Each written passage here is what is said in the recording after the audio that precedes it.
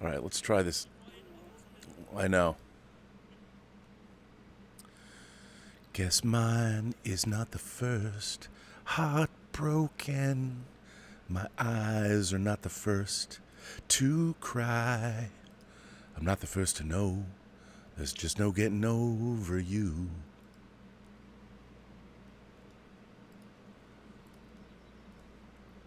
Greetings, imagination connoisseurs. Once again, it is I, your Duke of Dope Discourse, Robert Meyer Burnett. I invite you to watch and listen to the Designing Hollywood podcast, brought to you by Martika Ibarra and the great, legendary Hollywood costume designer, Marilyn Vance. I am afforded the wonderful opportunity of co-hosting the show.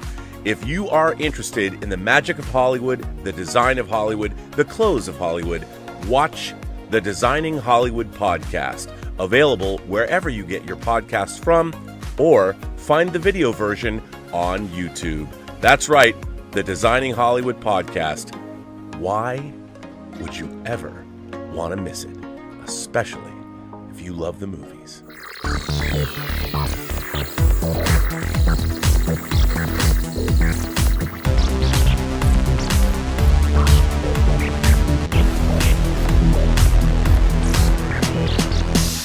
Well, greetings, imagination connoisseurs. Once again, it is I, your Duke of Dope Discourse, your master of fun and wonder, your viceroy of verisimilitude, and of course, your pharaoh of physical media, Robert Meyer Burnett. That was my version of Hopelessly Devoted to You at the top of the hour.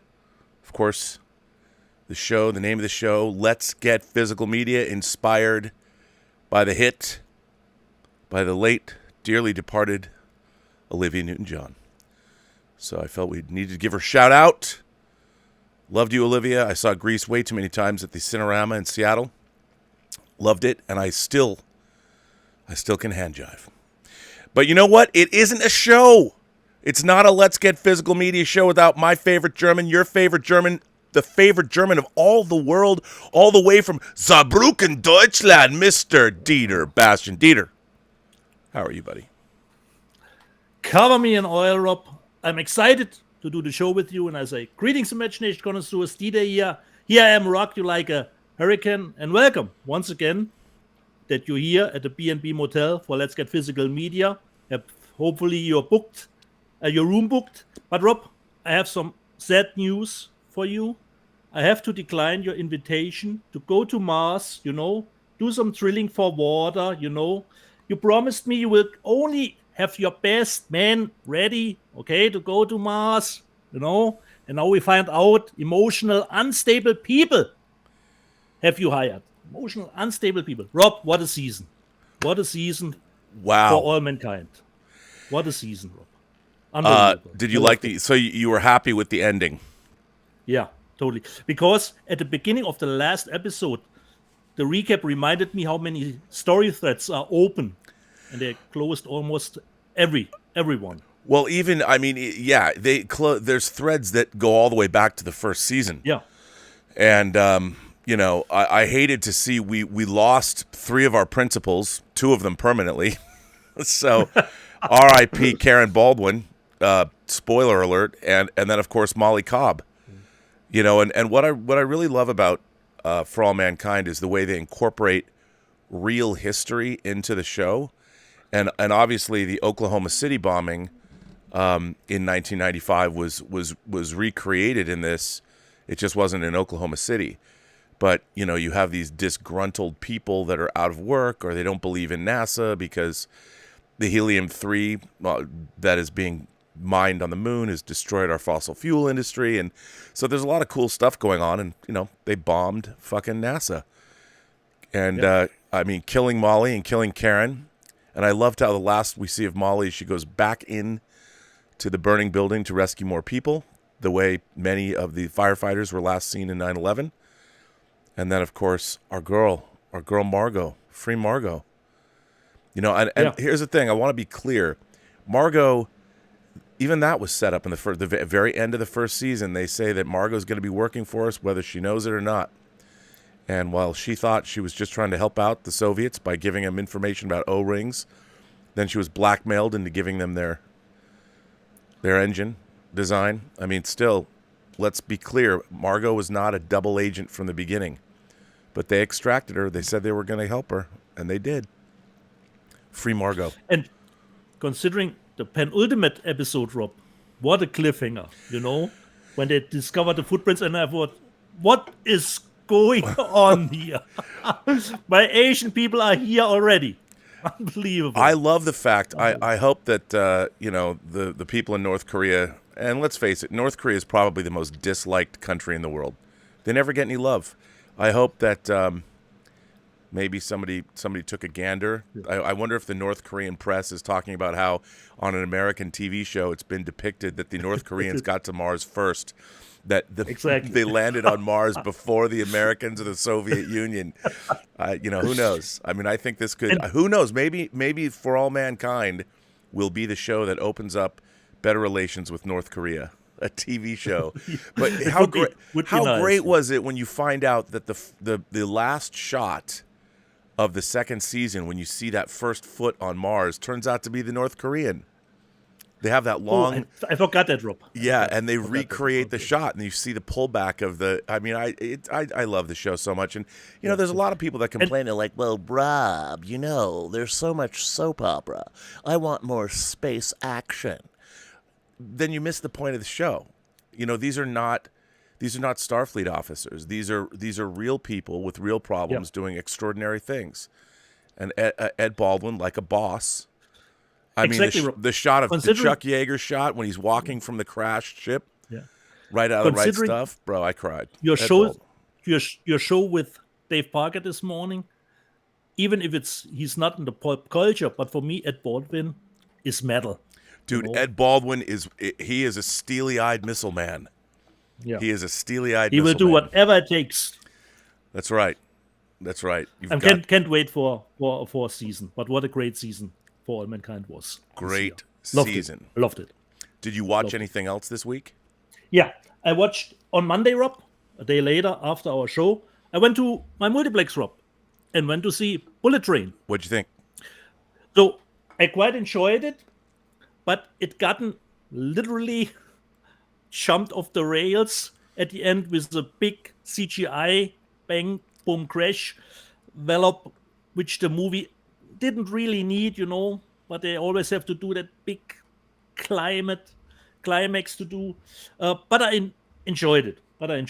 Considering Bullet Train, Rob, can we do a little look on the box office this week? Oh, you want to look at the box office? You know what? I always forget that you want to do that. Hold, please. Allow me to. Because Bullet Train was not number one here in Germany, Rob. It was only on third place. Really? Last week here in Germany. Wow. Germany is a small market. Well, let's see. Let's check out Bullet Train's second go round. Okay, here we go. Here's the box office as of right now. Sunday, with an update. Sony's Bullet Train will have a softer second weekend ease than expected at 55%, with 13.4 million at number one in a low wattage August frame that is around 66.8 million for all the movies. That's the lowest grossing weekend to date this summer. The previous low being the May 20 to 22nd frame when Downton Abbey opened to 16 million, and we saw all movies at 75.6 million. Bullet Train's second weekend hold is a bit better than director David Leitch's previous summer hit, Hobbs and Shaw, which was down 58%. This weekend is all 3% up from the same mid-August period a year ago. Again, it's not that nobody wants to go to the movies, it's because there isn't a movie that's intriguing enough which merits a trip to the cinema. A24 went wider with their movie Bodies, Bodies, Bodies, which doesn't have a great Rotten Tomatoes score, but Pete Davidson's in it, and it grossed $3.25 million for the weekend, and that's not great. And then, of course, there's their new Lionsgate released this movie I kind of want to see called Fall, which about these girls that climb a tower and then get stuck. And then I should say this: Paramount released the Hindi remake of Forrest Gump. That's right. Okay. There's a Bollywood remake of Forrest Gump called Lal Singh Chadha. from and it was booked in 516 theaters in 154 markets, and the film did well in Toronto, Vancouver, New York, San Francisco, Houston, and Seattle. And the movie's going to it's going to make $1.47 million this weekend, and there's only 25 reviews on Rotten Tomatoes, but it only is 60% fresh, which isn't great. And also, I should point out that Universal's IMAX re-release of E.T. Made $1.07 million, so it made $1 million. Okay. You can't see me talking, but hey, now you can. So there's your box office, Dieter, for this weekend. Okay. You want to know? Looking to see for because I'm afraid of heights, Rob. I know. By the way, I just want to tell you, Top Gun Maverick made $7.15 million this weekend, outgrossing Thor: Love and Thunder's $5.311 million. In his 10th week or 11th week. Insane. It's good stuff. Insane. Good stuff. Exactly. So there you go. So where are we at? You know, not a bad. We have a lot of letters, Rob. I would suggest we start with one letter, which is already obsolete, but I want to incorporate it too, because the situation on this has a little bit changed. Okay. And it came from Brian Knight, and he asked, who is Batgirl's mother in the new movie? Robert, I asked John Campia the same question, and hopefully between the both of you, I can get an answer to this question. Who is Barbara Gordon's mother in the new Batgirl movie? According to IMDb, J.K. Simmons plays Commissioner Gordon and Barbara Gordon's father. This means her mother is African Latino, but according to IMDb, there is no actress listed as Mrs. Gordon. Is she adopted? More questions needing an answer. But Brian, as we all know, the Batgirl movie is shelved, so it doesn't matter anymore who is playing her mother. Okay? First letter. Well, I've got a letter. Okay. I have a quick letter. By the way, if you want to write us letters here at Let's Get Physical Media, you can by going to postgeeksingularity.com, the website for this YouTube channel, postgeeksingularity.com, and there's links where you can send us letters. This letter comes from Bruce Z, and I love his email name, Disney Fan Freak. Love that. He writes, Dear Mr. Bastian, hope you guys are doing well. Love the show. Keep up the great work. I wanted to mention that I finally got the Criterion Collection disc of Terrence Malick's masterpiece, The Tree of Life, a top 10 favorite movie of all time for me that has the best visuals and lots of ambiguity with multiple themes to ponder. Thanks to you fine gentlemen and this channel for enlightening me about the extended edition of this movie on past shows and episodes on the channel. Thanks again for all you do. Take care. Sincerely, Bruce. Well, Bruce, first of all, I have to say, Dieter, do you have Tree of Life? Do you own Terrence Malick's Tree of Life? No, I don't own Tree I mean, it's not a movie for so everybody. So that information is totally coming from you. Well, I have to say that I really love that movie. And the directors call it I guess you'd call it an extended edition, a recut of the movie. It's fantastic. I mean, I love that film. And it's you can watch it and let it sort of wash over you. But you know what you can also do is you can put the film on as a visual and pair it with almost any different kind. Like when I was married, my wife and I would put visuals on the screen, but then we played a lot of like techno music and EDM music, but we'd put on like Barbarella. So Barbarella would be playing, but there'd be techno. We'd be in the middle of a rave in our house. But Tree of Life is great. I mean, the soundtrack for Tree of Life is incredible. But, you know, you could put on, if you want to listen to, I don't know, Schubert, like piano trios or something. It goes really well with Tree of Life. But it's a great film. I can't recommend it highly enough. That new Criterion disc is fantastic. Hopefully they'll put it out in 4K and make me buy it yet again. But Bruce, I want to thank you for writing in. I would just assume that Terrence Malick has Final Cut, so it would be more an extended edition. I just would assume he has Final Cut. Yeah, yes. I would imagine that would be the case. Yes, indeed. So, yeah. So, okay.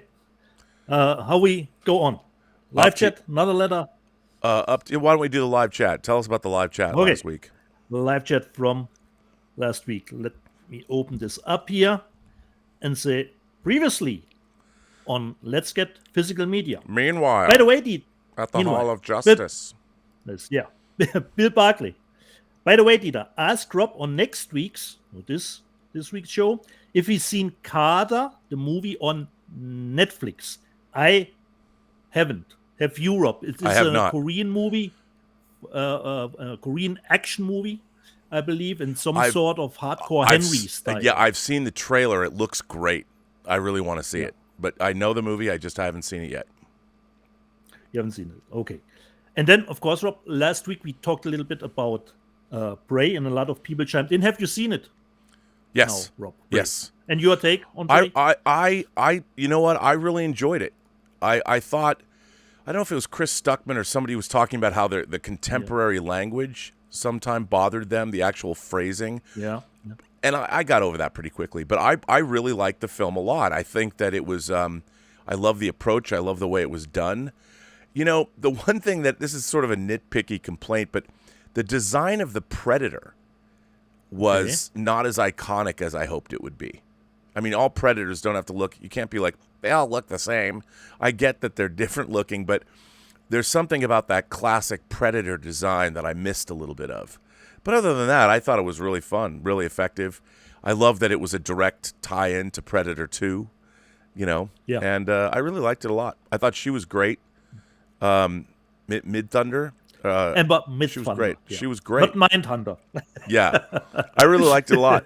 Definitely. I hope we can get a really great physical media release of it, because I would definitely buy it. Fingers crossed. Exactly. Yes, sir. Yes, sir. And a lot of people, of course, chimed in considering Bray. Danzig, 1979. Bray was great. Made me think now Predator comics are published at Marvel. Let's have a Craven Predator crossover. Oh, I love that idea. Bill Barkley said Carter on Netflix. Wait, he said that later.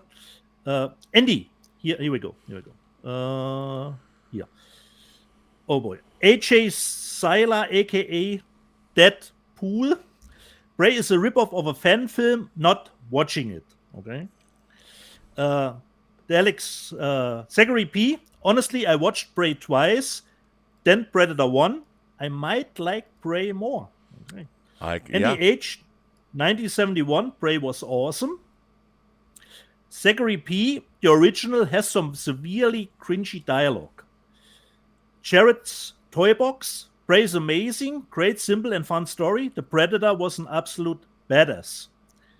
And AJ Seiler, aka Deadpool, came back. Watched Warrior Predator Original Bray. There is some fan movie on YouTube which is called Warrior Predator, which seem to be a little bit, have some of the idea of it perhaps stolen a little bit. Okay. Planet 628 said Bray was fun and a guilty pleasure, but it had a lot of issues. Tom Jr. Jackson, I love Bray and I watched it with the Comanche dub, which is not available here in international markets, Rob. It's strictly, I think, just a Hulu thing with the Comanche dub. Cameron Montiro, Bray was great. Tim Hans, annoyed that Bray won't show on the big screen. Have no intention to give in my money to Disney Plus when I could give them a cinema admission that way. Konto 007, I agree, Bray was ace, watched it twice too. And Gary Banjo Sandwich Worthington, Bray, das ist gut. Bray, that's good. No, a little bit Germany. Sega, Bray was terrible, mediocre at best, if I'm being generous. Okay? Film Watcher, Bray was awesome. And let me see. Considering more stuff about Bray. Peter Puffer, Bray is a masterpiece of modern sci-fi cinema. Jared's Toy Box, there's nothing feminist about the movie. Okay. Moving on now from Bray. Bill Barkley, Dieter, tell Rob next week that I've seen Jurassic World Dominion, the extended cut. It has a new opening, which, by the way, some scenes were used in the promotional material. When didn't Jurassic World come out next week in the States, I believe? Yeah, I believe it does. Physical media? I think next week, okay. Film Watcher said, we talked a little bit about it, I believe, last week. I watched all episodes of Paper Girls. It's pretty good. Okay, nice to hear. And Pete Dan Cat said, hello Rob, Dieter, and chat. Hope all are well. I've been enjoying The Sandman. Just seen the Diner episode. I dig the anthology aspect of the show. Another show worth a watch is Ghosts on BBC iPlayer. Okay. Chuck Keyworth said, considering the 007 franchise, I disagree, Dieter. Craig is still fresh in people's minds. Dalton's last Bond film was more than 3 decades ago. Given time, I believe the shine will fade from his stint as 007. But Chuck, I believe we don't forget any of the 007 actors. Anytime. We all have our favorites, and we remember them all, no matter how many movies they did or how many bad movies they've done. Okay. Stubble McShave was in the chat. Speaking of dubbing and things out of sync, got a little bit of trouble last week. I once watched Star Wars dubbed to German. It was a horror like no other. Well, Stubble, I will not let that stand. Okay? That great tradition of dubbing movies here. And then this one. Unbelievable, Stubble. Nightcrawler. Don't you hate, though, that your country does that? Dubs movies? Yeah, Rob, but I grew up with the movies dubbed, you know. I watched the Star Wars movies dubbed already. And just at a certain point, when I was in the German army, I started to switch, you know, to watch movies in their original language just because of the horror stuff, which was, a lot of got censored here, you know. That's when I got a little bit more into watching movies in their original language. But for me, I grew up with stuff getting dubbed, and it's still the norm here, you know. Yeah. Still the norm. All right. Yeah. What can you do, Rob? Nightcrawler. I honestly didn't even know that Batgirl movie was even being made. Well, Nightcrawler, at least your name is fitting then, you know. You didn't even know that. Well, I mean, as far as anyone's concerned, it didn't get made. It didn't get made. Exactly. Kiki was in the live chat. Hey, Rob, do you like The Wall? Both album and movie? I really think it's one of the greatest albums of all time. Do you own the film? Of course. I have 2 different versions of it on Blu-ray. Don't tell anybody because it hasn't been released officially. You know, our boy, if there's a plea that I can make, Mr. Roger Waters, the film version of The Wall is fantastic. Please allow it to be released. I want a spectacular 4K Dolby Atmos restoration of The Wall. Why can't I have it? I have to say it's becoming a grail, even though I have 2 different versions of it. One, I think, is a rip from Spanish television, and then one is from Hong Kong Rescue. Hong Kong Rescue? Yeah, I have that version. Both bootlegs. By the way, no, I'm not ashamed. My feeling is this. If you're not going to release something commercially for me to buy, I'll get it elsewhere. Whether it's on the high seas or buying it from somebody who makes it available to me. I mean, dude, as someone who works in the industry, you know, I'm against piracy in all of its forms. But if somebody is actively not putting something out, what do you want me to say? Come on, Roger. Mother, do you think they'll drop the disc? Good bomb. Yeah. Me? That would be nice. That would be nice. Mother, do you think they'll try and break my player? Yeah. So, PM anyway, sorry. Was in the live chat. The look of something doesn't matter. What matters is whether you can relate to the characters. But BCH said, of course, the look matters. Like Rob told us, he wasn't too thrilled with the design of the new Predator. I myself did love the look of the Prey Predator. AJ Seiler, aka Deadpool, said, thank you, Rob, for acknowledging my super chat. Some streamers don't do it for the smaller donations. You have and always been a classy gentleman. Well, look, I mean, it's funny. The only time that we don't is if I forget or I miss one, because sometimes they don't show up. To me, it's great when people want to support the channel to a large amount, but if anybody's going to write in and say something, it's worth addressing. Whether it's and once it was really interesting because once I felt like somebody donated a very small amount as an insult. I remember that, Rob. It was as an insult. It felt like it was, and that's fine. But it felt like, and that's the only time I ever felt that way. Maybe it was the discussion we were having, and I didn't mean it to come off that way at all. 50 Cent, I believe. Rob. Yeah, and I'm like, you can contribute anything. Anything's appreciated. But I just love having the back and forth with people. So it's great.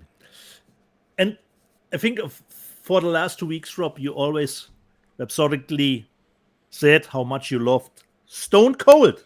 The movie Stone Cold with Brian Bosworth. It doesn't get much better. Yeah. Well, let's see in the live chat what the people think, Rob. Eucalyptus. Come on, Rob. Stone Cold is whack as fuck, BCH. Stone Cold is terrible, Rob. What? Timothy Duck. Stone Cold is one of my top 5 favorite action movies of the 90s. Okay, I would say this. The people that say Stone Cold is terrible, you've never watched it. I will go that. You know it by reputation alone because it is a fantastic B movie. The action is incredible. Lance Henriksen's scene-chewing performance, everything about it is great. But when I say everything about it is great, it's not Terrence Malick's Tree of Life. I mean, I think people need to understand that one of the great skills, I think, and it is a skill because you have to develop this sensibility in yourself. You need to watch movies and take them at what was their intent. What did they intend to do? And come on, Stone Cold was a movie where Craig Baxley, who was a great stunt coordinator, he was directing it, and they took Brian Bosworth, coming off of, he was a very controversial figure. He came out of college football, was drafted by the Seahawks. It didn't go very well. And they tried to turn him into an action star with the mullet. I mean, the man owns a crocodile or an alligator at the beginning of the movie. It's a movie that is exactly what it set out to be. So when you watch something like Stone Cold, I mean, it's so funny now because I feel that one of the things that makes me the most sad about modern movie audiences, and I God bless everybody because it's when you were born. The movies that people have been getting, let's go back 25 years. So, or even go back since the 1990s. Your dinosaur movie was Jurassic Park. It was the greatest CG dinosaurs ever. So I grew up with Ray Harryhausen and Valley of the Gwangi or Jason and the Argonauts and, these movies that existed long before we had beautiful digital technology. So modern audiences are used to films that are of a certain caliber, a level that was impossible to achieve before these tools. So when people go back, the B-movie sensibility, I think, is lost on a lot of people. Exploitation cinema. You go back and we watch a lot of we watch a lot of what people would say, Dieter, is crap. But you have to have, like, Stone Cold, there's people that would just dismiss it out of hand. You have to understand how to adjust your expectations when you're watching something. And Stone Cold is not a bad movie. As a matter of fact, if you told the exact same story with today's sensibility, meaning, right now, it would be like John Wick. You just change it up a little bit. But I mean, the idea of casting Brian Bosworth, it's patently absurd. But when you get to Lance Henriksen he takes this movie as seriously as a heart attack. He's so good. His villain turn is so good that when you're watching it, and then what happens in the movie is awesome. And it's so much fun, but you have to bring that sensibility. And look, there's people that they either can't or they won't. And this isn't a criticism of them. It's just the world we live in. So I understand that. But when you're going back and you're watching, a movie like Stone Cold, I look at it for what it is. And I think that the filmmakers set out to do something. I would, even though it's a little bit more highbrow, Arnold Schwarzenegger's Commando. Yeah. I think Commando and Stone Cold would make a great double feature. Yeah, So- exactly. So you would say Stone Cold has authorship.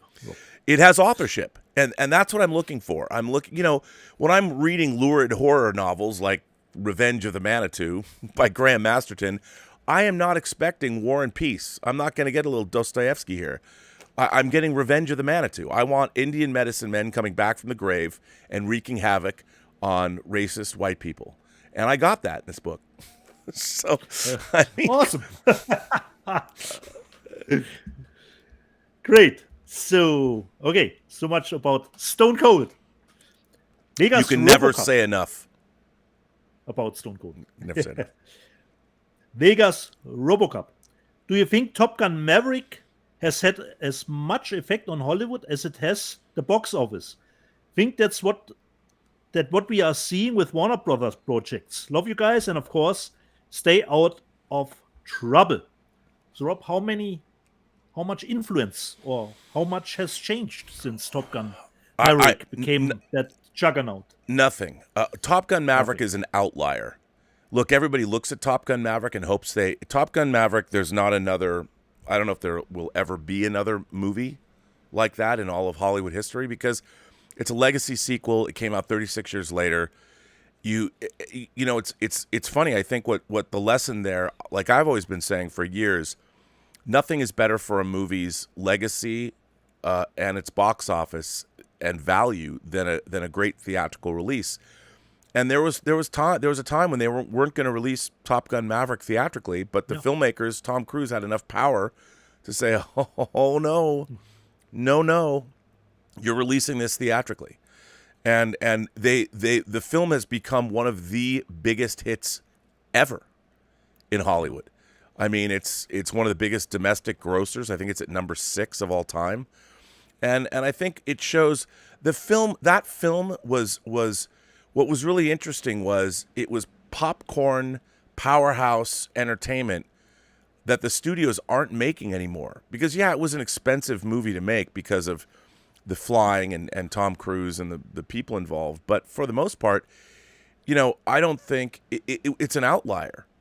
Who would make that movie other than Tom Cruise? I mean, he's the only person. They tried to make it for years, and it's an anomaly. So I don't think you can look at Top Gun Maverick as an indicator. I do think what's really interesting is you look at a Netflix movie like Day Shift. Have you seen Day Shift? The Jamie Foxx. No, I haven't. That's a movie that apparently cost $100 million. That's a movie that should have cost like $25 million. And it's a film where it didn't know. Not everyone was on the same page as to what movie they were making. Oh, okay. And I think about, like, if I were to have watched Stone Cold on Netflix for the first time, I would have loved it. I would have said, this is great, because it is what it is. It is what it's supposed to be. And I think that now I don't know if many of the people in Hollywood understand how to make movies anymore. It's like they pick, like, we're going to make something for $100 million. Well, why? If you're going to make a vampire movie, the best vampire movies, like Near Dark. Catherine Bigelow's Near Dark has some of the most fun. There's a scene in that movie with vampires during the middle of the day in the middle of a shootout with the authorities, and every time a bullet comes through, a shaft of light comes through, and you've got Bill Paxton and Lance Henriksen and Jeanette Goldstein. They're trying to fight the cops as these lines of sunlight are coming in. I mean, it's more clever and more interesting than 90% of what we're getting these days. And yet, because you need you have to have the wit, and you have to have the combination of characters and story. And the idea that you don't need to spend $100 million on all kinds of effects and everything to make audiences love genre movies. And when I see these genre movies that Netflix is putting out, I mean, The Gray Man at $220 million? That's a price tag, Rob. I mean, that is a price. But to what end? Is that movie, I mean, you watch that film and yeah, it's beautifully made and the acting is fine. But is it 200? How come you couldn't make that movie for $100 million, $75 million? You know, and I understand why it cost as much as it cost, but I just think that it doesn't give you the bang that you should get for $220 million. Exactly. That's right. And I think that something like Top Gun Maverick is a movie where you get, again, authorship. You had people like Chris McCoy working on the script. Joe Kosinski comes back, directs Tom Cruise after they worked so well together on Oblivion, a movie that I think is vastly underrated. And look what the reward, look what Hollywood gets from that. Because, you know, the filmmakers knew what they were doing.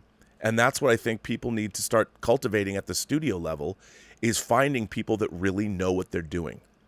And I don't think when Netflix, you know, again, they look at names on paper and they wonder, they don't know at the studio level.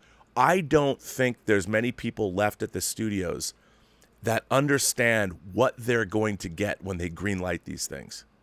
They're like, hey, the Russo brothers, I get it. They made Infinity War and Endgame. But that doesn't mean when they're going to make an action film with two guys going after each other that you're going to get an Endgame level. I mean, it's weird. That kind of thinking is bizarre. I mean, I'd rather, if the Russo brothers came into me and they said, and I was a studio executive, they said, Rob, we're going to go make a new version of Stone Cold.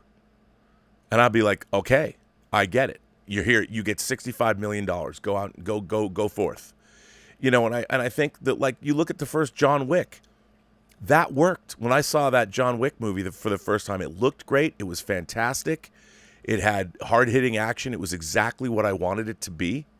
And it didn't cost $220 million. I mean, I'm sure John Wick 4 does, but it's earned the right to cost that much money. And considering Top Gun Maverick drop, as far as I know, we still don't have a release date for physical media, when it will drop. You know? Good it's for already them. ready. Because it's still in theaters. It's still in theaters. I mean, it's still grossing. It's already crossed the 60 days already. You know? Yeah, God bless it. On the God streaming bless service, it. you know? That's how you do it, okay? Tim Hens, in the live chat, double-sided cover, love it. And Justin Toner, I love it when companies do double-sided covers. He likes that too. And me, personally, double-sided covers, always great, even if it is for just getting rid of the German rating on the front. And it is the same cover. Big This Energy, I'm a big Bill and Ted 2 fan. It's one of my faves, me too. And he came back. Bill and Ted's Bogus Journey is one of the all-time great sequels. For me, too. Big Disc Energy. The Alex Sorber. Free Enterprise is a blast. Think swingers for track lovers. Shatner having a good time. Well, Alex Sorber, I like to see that movie. Darren Scott. I used to show everyone who came by my house the rooftop crane shot from Tenebrae. And Rob, I combined that with, you were right, Rob, this week I watched finally the new Dario Argento, Dark Glasses, and not really particularly good. It started okay, but it went off the rails with some curiosities and shenanigans at the end part of the movie. You were right. It's not really that well. So I get it if you show the rooftop crane shot from Tenebrae. And Tim Hens, considering he was on the same page as myself, what did everyone think of Bullet Train? It was okay, only ruined by an over-the-top, crashy-smashy CGI ending. Okay, Rob, this was the live chat from last week. All right. Well, I think we should, we're 45 minutes into this show. We should, or 40 minutes. We should sell some discs, buddy. Yeah. Who starts, Rob? I could start. We can even. Why don't we can even go back and forth? Why don't we try go back and forth? Okay, Rob. We can do it that way. Okay, I'm going to start with something you probably haven't, and this has become a controversial title. Our friends, the twins, on there. They do great comparisons with Blu-ray. Twin Flicks do comparisons with Blu-ray and 4K. Well, the long-awaited. Actually, I'm not even on camera. The long-awaited 4K of Heat came out, and I did not get the Steelbook because it was sold out. But people are talking about whether or not the transfer is too dark. I don't think so. It's an incredible 4K disc. It looks great. This was, from what I understand, and the Twin Flicks said it was sourced from the same master. I mean, people have to understand, like, when you're looking at different transfers, you really have to look at and take into consideration who did these transfers, when were they done. Like, for instance, I'm always complaining about the orange and teal tint of Basic Instinct. That was a choice that some colorist made because Jan de Bont was not involved with the color timing of that film, nor did they ask him to participate. But I think Heat looks fantastic on 4K. The detail is there. The sound is great. It's got lots of great special features. It was worth the wait. And also a shout out, because this came out this week too. Ooh. The novel, Michael Mann's first novel that he did with Meg Gardner. This is, and by the way, thank you, Shane Salerno and the Story Factory. They send me advanced copies of books because I would tweet to Don Winslow because he's a favorite author of mine. So their Story Factory sent this to me in advance of its release this week. But this book has come out. This is a really, really great book. It's both a prequel and a sequel. It's beefy. It's there's a lot here, a lot to love. So I would fully recommend the 4K of Heat and the book Heat 2 if you're a Heat fan. It spans the period of time from 1988 to 2000. So good on you, Michael Mann, as you're shooting Ferrari in Italy right now. You had time to get a book out, which makes me feel like a slacker. Nice. So on my end, Rob, this week I watched it yesterday, and I totally love when I can go in blind into a movie. I haven't watched any trailers, any reviews ahead of time. I was just knowing, or just was attracted to the cover, the new one from director Riley Stearns, who did The Art of Self-Defense. Oh, New one, Duel, with Karen Gillan and Aaron Paul. Wow, I love Karen Gillan. Yeah, and you know the synopsis of the movie, Rob? Two people try and kill each other. Exactly the same, but the story is our main protagonist Sarah is sick, deadly sick, Oh. And the remaining loved ones, so they can more easily get into it, you can make a double of yourself, But then you get a notice you're actually not dying, but you can't have both of you running around. There's a company who does replacements for you. And considering, Rob, this one is a dark comedy, had many great laughs, and it subverted my expectation in a good way, because the movie starts and I was expecting something to happen at the finale, at the climax, but it didn't go that way. But nevertheless, I dug it. So if you have watched The Art of Self-Defense with Jesse Eisenberg, it is the same kind of humor that you can find in Duel from director Riley Stearns. So goodbye, Duel. It comes with an director's commentary and a little making of. And actually, Rob, what I didn't know, but I found out through the making of. And I love that you're right now, just so you know, you're out of sync, and I love it. It was shot in Finland, the movie. So Wow. It has a different vibe considering the look to it. Was totally fitting. It was nice to see some locations you've never seen on a movie before, except if you're living in Finland, It was shot in Finland during the pandemic, I believe. Duel. Nice movie. Good. I got something that I'm loving the film detective low budget, let's call it classic old sci-fi, because I grew up watching classic old sci-fi on Sunday afternoons, and Battle of the Worlds came out. Now this movie, Earth spaceships in a death battle with flying saucers from an enemy planet. That sounds like it's right up your alley, right? This movie is not Star Exactly. Wars. It's not Star Wars. Damn. but there's a certain charm here. I don't know. Maybe there's 6 people who might find the same amount of charm. But these film detective discs, they've got film historians talking about them. The transfers are incredible. Probably they're too good.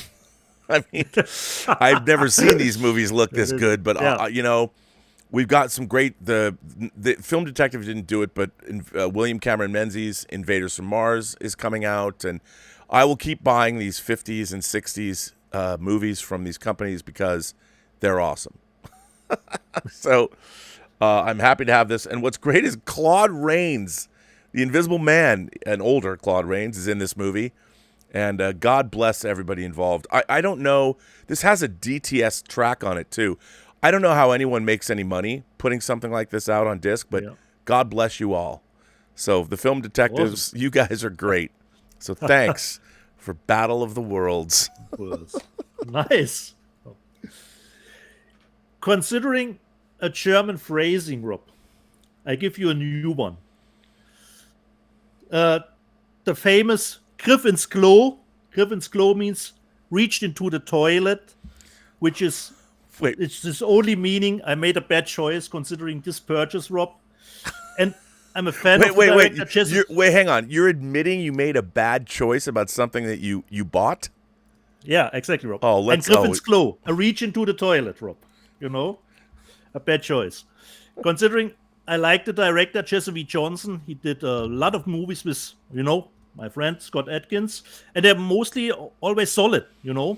And now he has a really nice cast assembled, but the movie was unfortunately, it was trash, Rob. White Elephant with Michael Rooker, John Malkovich, Olga Kurylenko, and of course Bruce Willis. What a cast, though. Usual. Yeah, what a cast, Rob. It's about, you know, shenanigans between, you know, drug bosses, cops. And considering, you know, comedies can always be saved if you laugh enough and you can forgive a lot of the story stuff. In an action movie, you can save if you at least deliver nice action. But even the action in the movie was a little bit unlogical, you know, how it played out. What? So unfortunately, Rob, this was unfortunately not. Who put that out? What company? This is from RLJE, the same company who did Duel. So one hit, one miss, you know. White Elephant. And Griff ins Klo, a reach in the toilet, Rob. Wow, that's too bad. But okay. I got something that I have not yet watched, and I didn't even know this movie existed, but it's called The Righteous, yes? It's not just Righteous, It's The Righteous. This is from Arrow. This movie was shot, it's monochromatic, I guess black and white. It was shot in Newfoundland, and it's about I love religious horror. Anything to do with religious horror, I will watch. Whether it's Saint Maud to The Exorcist, I don't care. I love religious horror.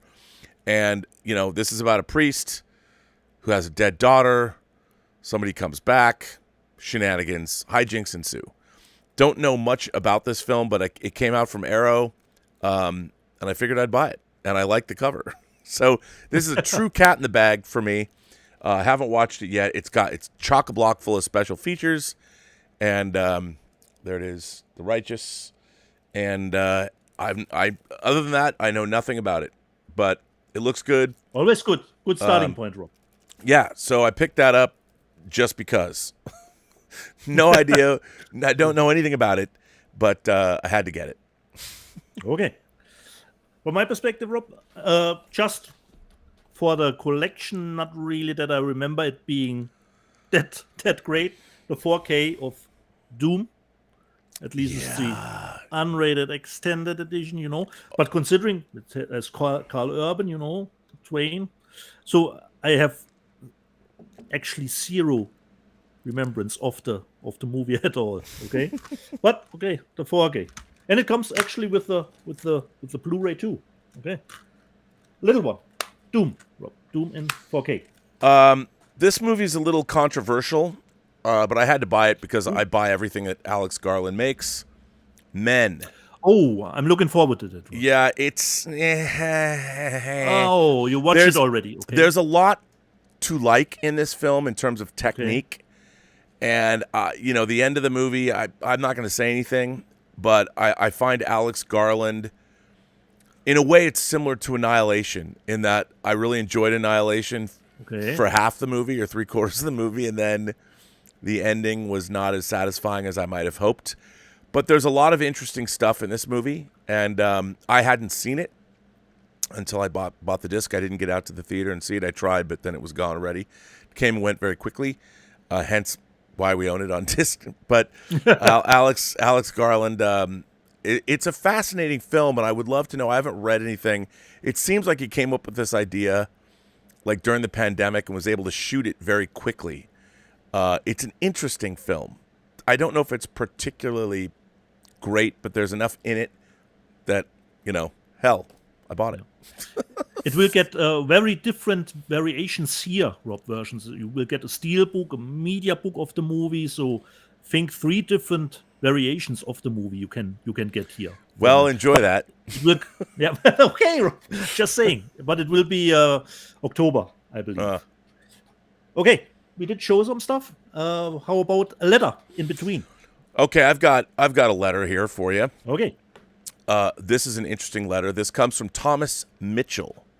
Thomas Mitchell writes this, and it's about Thriller, A Cruel Picture. Greetings, Sir Rob of Verisimilitude Land. I've picked up a number of Blu-rays lately, and one of them was Thriller, A Cruel Picture. That's, of course, from Vinegar Syndrome, and there's one coming out from Synapse. Is it Synapse? Or unlike your average movie fan, I have a real appreciation for the rape. I have a real appreciation for the rape revenge film. Oh. It's a storytelling motif that's older than the medium itself. That's true. I find Thriller to be an absolutely fascinating film. I've seen both the uncut Swedish version and the edited American release they call her One Eye. Those 2 versions of the same movie couldn't feel any more different. The hardcore pornography inserts in the Swedish version caught me off guard, but I certainly understand the intent behind including those shots. But at the same time, I feel that a side effect of those inserts could lead to Madeline's assault being fetishized. I could be wrong on that. That aside, it's a surprisingly effective thriller with some really bizarre filmmaking choices.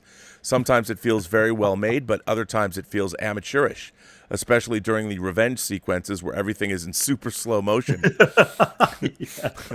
It's kind of cool the first time, but it does feel a little over the top. The reason I bring this up is because I watched Thriller with the commentary from author Alexandra Heller Nicholas. Even though there are some dead spaces, I found it to be fairly insightful into the world of the rape revenge film, so I decided to buy the book that she wrote specifically on the subject, Rape Revenge Films, A Critical Study. While I haven't finished the book yet, I've learned a lot about the ethics and moral issues involved with these kinds of movies, as well as the narrative triggers that push the story forward. It's not particularly judgmental about the genre, even though she does go into detail about specific movies. I found it to be an illuminating observation on such a divisive genre of storytelling. While I always figured that the rape revenge genre was heavy into social commentary, Miss Nicholas's book really opened my eyes into the specific aspects of commentary that these movies are trying to say. I was surprised at how much I actually like movies like Thriller. I love the grindhouse style of these movies. Is it easy to sit through them? No, but that's kind of the point. It's not supposed to be easy. Would I recommend these movies to everyone? No. You have to have a strong stomach to sit through these kinds of movies, but I found a number of them to be incredibly cathartic in many ways. As far as the content of the Thriller discs go, this is an impressive set of special features. Vinegar Syndrome knocks it out of the park again. Anyway, thanks for taking the time to read my observation on Thriller, and I hope you guys have a great day. Well, again, I want to thank Thomas Mitchell. That's a great letter, Thomas. Yeah, I mean, the rape revenge movie. I mean, Ingmar Bergman made one. Well, actually, maybe 2, you could say. But it is an old genre. The problem is it's icky. The idea of sexual violence against women or men is very icky. And but like he said, Thomas said, very cathartic when you watch these women take their revenge.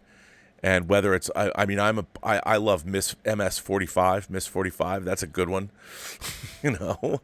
And I quite enjoy the genre. Although as I get older, I feel guilty for even owning these movies, because it's not like something you could sit down and I'm like, hey, Elizabeth, let's watch Thriller: A Cruel Picture. I think you'll quite enjoy the experience. You don't even want people to know you own these things now. These are the kind of movies they're going to come after you when the leftist fascists take over, and they're going to look at your Amazon buying list, or they're going to get the list of things you bought from Vinegar Syndrome. They're going to come for you. So, considering Mrs. 45, the movie that I got Get My Gun, or the 4 media books that I got wrongly. Oh yeah. Fabi, who did the music for it, asked me about Mrs. 45, where I could get a version of the movie. Oh, I have it on Blu-ray. I found a version in France that he could probably. You got to get the unedited version, though. Oh, okay. Yeah. I think it was at least a new HD transfer, Oh, and he was good. looking for that movie. Yeah. Okay. Thank you, Rob, for reading the longest letter that we've got this week. And I have got a little bit of a shorter letter. It comes from David C. And he writes, "Hi, Rob and Dieter. As a new collector, I'm always trying to look for ways to collect efficiently and excitingly." Would like to try that too, David. I recently found out about a second sight Tri 4K box set, and I'm absolutely pinching and kicking myself for not finding out about it sooner. I don't really have it in me to bring myself to buy that box set on the second-hand market, although if I did, I would need your financial rehab contact, Dieter. I mean, to be honest, I'll buy the regular 4K release, but it got me thinking about my habits with picking up new releases. Especially now, with all the new announcements, I'm really intrigued and excited to get these new releases, and I guess my question is whether you have any tips for deciding which titles or labels should be pre-ordered or day one versus ones I could wait on. I know it's a really broad question, but this and any other tips would be greatly appreciated. Yes, I know you both don't enjoy the Sony Spider-Verse films, but I just have to say that the first 4K disc I bought was Venom 2. Love your show as always. Keep up the great work. Best, David C. Well, David C., I've got Venom 2 as well, And considering your question... Yeah, okay. Considering your question, something like this one, I've gotten at release, but I could really wait until it became a Schnäppchen. So a normal standard release in an Armory, you can, and it's a back catalog title, you can mostly wait for it dropping in price. But if something like the Tri 4K box set comes out, you better get on that immediately, especially if you love the movie. The first one is always, how much do you love or like the movie? Okay, should always be the first indicator if you should buy it. I agree with that. And then what kind of edition is it? Is it just a normal standard Emery you can probably get for the longest time, or is it something like that box set which you would probably have to get on immediately, or you will end up with just a 4K alone? Luckily, Rob got the box set still from Thriller: A Cruel Picture. Yeah, well, I got that because Dr. Howard wasn't expected. Dr. Howard Yang got 2 copies of it by accident. So because Rob didn't expect Thriller to be sold out, considering the movie, and say he was right. I wouldn't expect it that either. But here we are. 10,000 copies were sold. Yeah, I think that also he asks, what was his name? What was the name of the David C. Okay, David C. So David, one of the things too is you have to the audience for movies, if it has any kind like horror is usually the first to go, because horror fans are collectors by nature. Yeah, I mean, and so if you're looking at companies, whether it's Scream Factory, or you're looking at Second Sight, or any of these companies, these Vinegar Syndrome, Blue Underground, Severin, Synapse, all of these companies when they're putting out special editions, you really should look long and hard at those things because they're going to go fast, especially if they're steel books or something like that. And they said that Thriller, the box set of Thriller that Vinegar Syndrome did, was going to be a 10,000 copy release.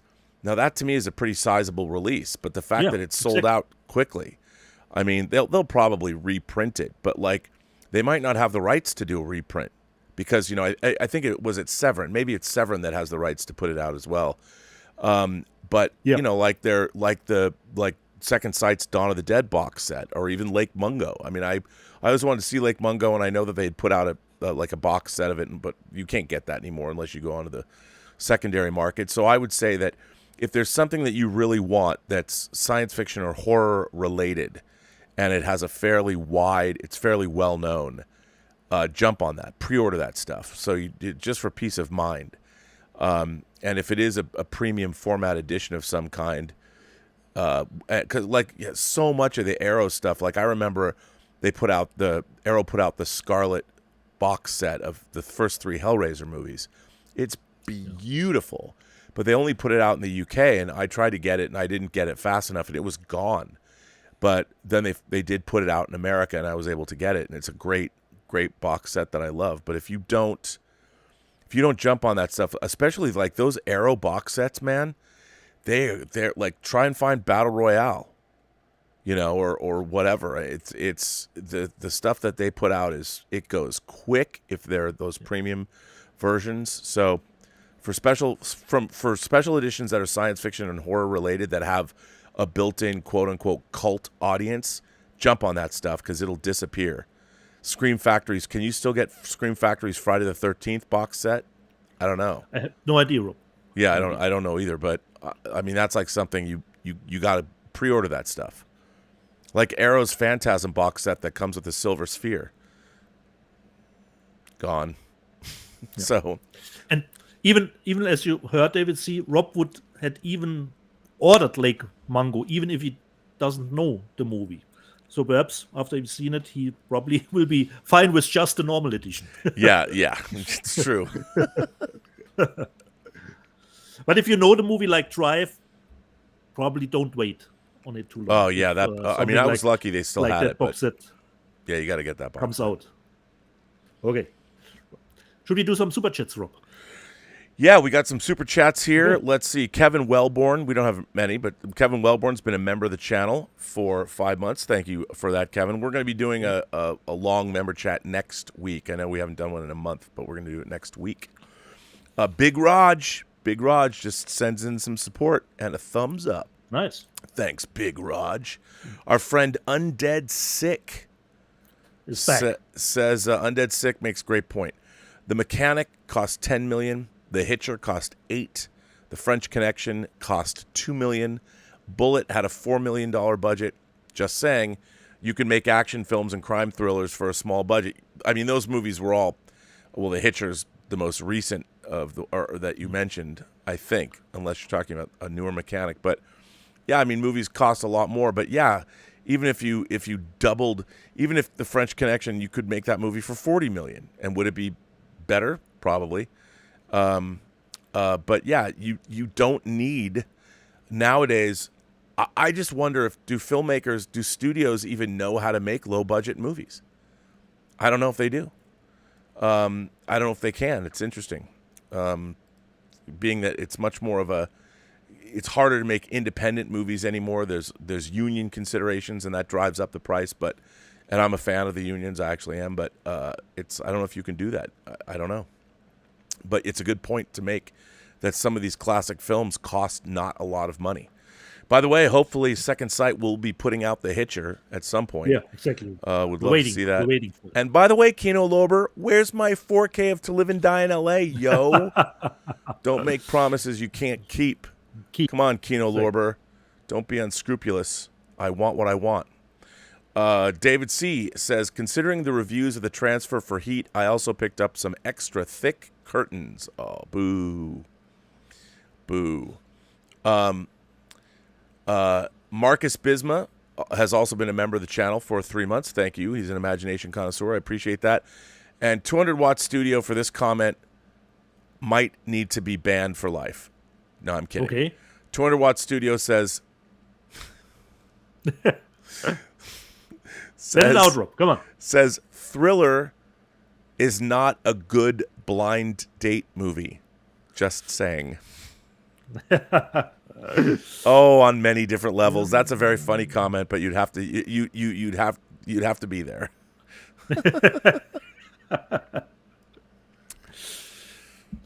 Yeah. Okay. So there you go. And then we've got Stub McShave sends in a tip and says 2 things. First, Freddy Krueger should have been on your most metal character list, even if it didn't win. Second, Solomon Rushdie had this quote: "An attack upon our ability to tell stories is not just censorship, it is a crime against our nature as human beings." Hopefully, I mean, Solomon Rushdie, of course, was stabbed before he gave a speech, ironically, about people finding freedom in the United States, in the West, to be able to tell their stories. He was stabbed 15 times in the neck and in the abdomen, but hopefully he's going to be pulling through by some Iranian sympathizer, who, again, there was a fatwa taken out on him in the late 80s. And I don't understand it. Look, man, if your belief system can't stand up to storytelling, your belief system is a problem. And I'll flat out say that, but I'm hoping that Solomon Rushdie pulls through. Our friend Ron C. C says, "Gents, hello. Rob, during your massive move and packing your massive movie collection, what movie brought a wow, I forgot I had this movie, or a sentimental value movie you recommend to buy?" Well, I have to say I don't really forget that I had this anymore, because now, especially doing this show, I'm constantly looking at my collection and moving things in and out of it, going, oh, I can finally get rid of this DVD and slide in the Blu-ray or the 4K. Okay. So there isn't, and I probably have, to be honest, I probably have about 3,000 discs. And I know a lot of people that have a lot more, like Bill Hunt has 25,000 at least, and so does like Drew McWeeny. I don't buy, like, even though it might seem like I don't buy everything. I buy things that I want or things that I'm interested in. But so there really isn't things that I don't know that I have. If anything, when I come across things like the Super Inframan, the Shaw Brothers sci-fi movie that was only released here as Inframan, I was so happy to get that on Blu-ray. And I look at it and go, oh, I love that I have this. Or Star Crash. I have Star Crash on Blu-ray. And what's so cool about when I look at Star Crash, Stephen Romano, who worked on The Hills Run Red, he did a whole coffee table book of fake horror movie posters. Like these beautiful posters for movies that don't exist. And we actually used his work in The Hills Run Red. And he's a Star Crash fanatic, so he did all these special features. And when you pull out these things, you're like, oh, I haven't looked at this in a long time, and it's great to have them. So it's not anything necessarily specific, but I actually do enjoy moving my physical media collection around and re-alphabetizing it. It's a pain in the ass, but I like seeing everything and I know this is here and that's there and all of that. And I do like getting rid of when you move, I get rid of a lot of Blu-rays that I've replaced in 4K, but I haven't filed the new 4Ks yet. So I'm putting up and I'm like, oh, well, this is out of here and this is out of here, and so. But thank you for that. I appreciate that, Ron C. Yeah. And just quick, in the live chat, Reese Mack said, extra thick curtains. I don't get it. Reese, as far as I understand, David C. Back, it was about heat, and considering the transfer is too dark, so you have to really darken your room. That always helps if you can get the room as darkened as possible. I didn't read that. I think that was the quote he made, that he needs extra thick curtains for it. Yeah, he says, David C. says, considering the reviews of the transfer for Heat, I also picked up some extra thick curtains. Thick curtains. Well, a lot of the time, I think what people might be responding to is sometimes movies, the transfers are too bright. And it really depends. So I really thought the transfer for Heat looked great. Awesome. Okay. Should we show more physical media? Yeah, sure. Okay, who starts now? Why don't you go? Okay. First, I watched this week. I showed it, I think, the last week. I watched Pixie. Really fine movie. Little dark crime comedy. And it plays in Ireland. So, Rob, always strange to me is why those little movies can do car driving scenes without screen, and the big budget movies doesn't. I don't get it. So it's not reaching the heights of a Quentin Tarantino or Guy Ritchie movie, but it is in the vein of something like that, and I totally had a good time with Pixie. Cole Meany is playing in it, and Adam Baldwin, they are the big gangster bosses in it. Pixie. Yeah, I saw the trailer. It looks good. Yeah, it looks good, bro. Totally fine movie. Pixie, I watched this week. Well, considering you go. I got this, and apparently it's hard to get now. And I had pre-ordered this. I got mine from Amazon. I mean, I had to get this, and you had to get it, right? Oh, wait, Rob. I counter with the Italian version, punto di non ritorno. So in Italy, it's called point of no return. Point of no return. Now, look, there's a little controversy about how horrible this cover is. Now, okay, it's a little bit Resident Evil-like, but I totally love the. I do too. It looks like it's the eye, it's the propulsion system of the, and it's I like it. I don't hate it, and you know what? I should open mine because it does the same thing. It's the same thing. Yeah, I like it. Now I actually had a conversation with somebody. I won't say who, but yeah. See, it's what's not to love? Come on. I mean, it's a great. I think it's a fine set, but I didn't realize it was so hard to get. Again, this movie is not. It's not the greatest movie in the world, but I think we all agree that we like it. I enjoy it. Exactly. And in the Paul W.S. Anderson filmography, it's one of his best, I would say. I think it is too, and I actually really do enjoy. I do like this cover. I mean, it is pretty cool. And that still love the big sets that they did. Yeah, what's not to love for the movie? Oh, my disc fell down. Even if we all know we will never see that so-called unrated version. Yeah. Well, what can you do? So it's good. Now I have to say something. I had a conversation about the controversy over as we were talking about last week. Here is the cover for the 4K release of Poltergeist, and I made a call. I was having a conversation with somebody let's just call them in the know, and they were talking about the person that they know who designed this cover. That person said, he's not on the run, and I'm not even saying whether it's a he. You may, but the consensus was, why do people still want that old artwork? And of course, the classic artwork, the They're Here artwork, would, if you think about it on a steelbook, how cool would either the original black and white or the blue tinted version? I mean, on a steelbook, this would look incredible in 4K.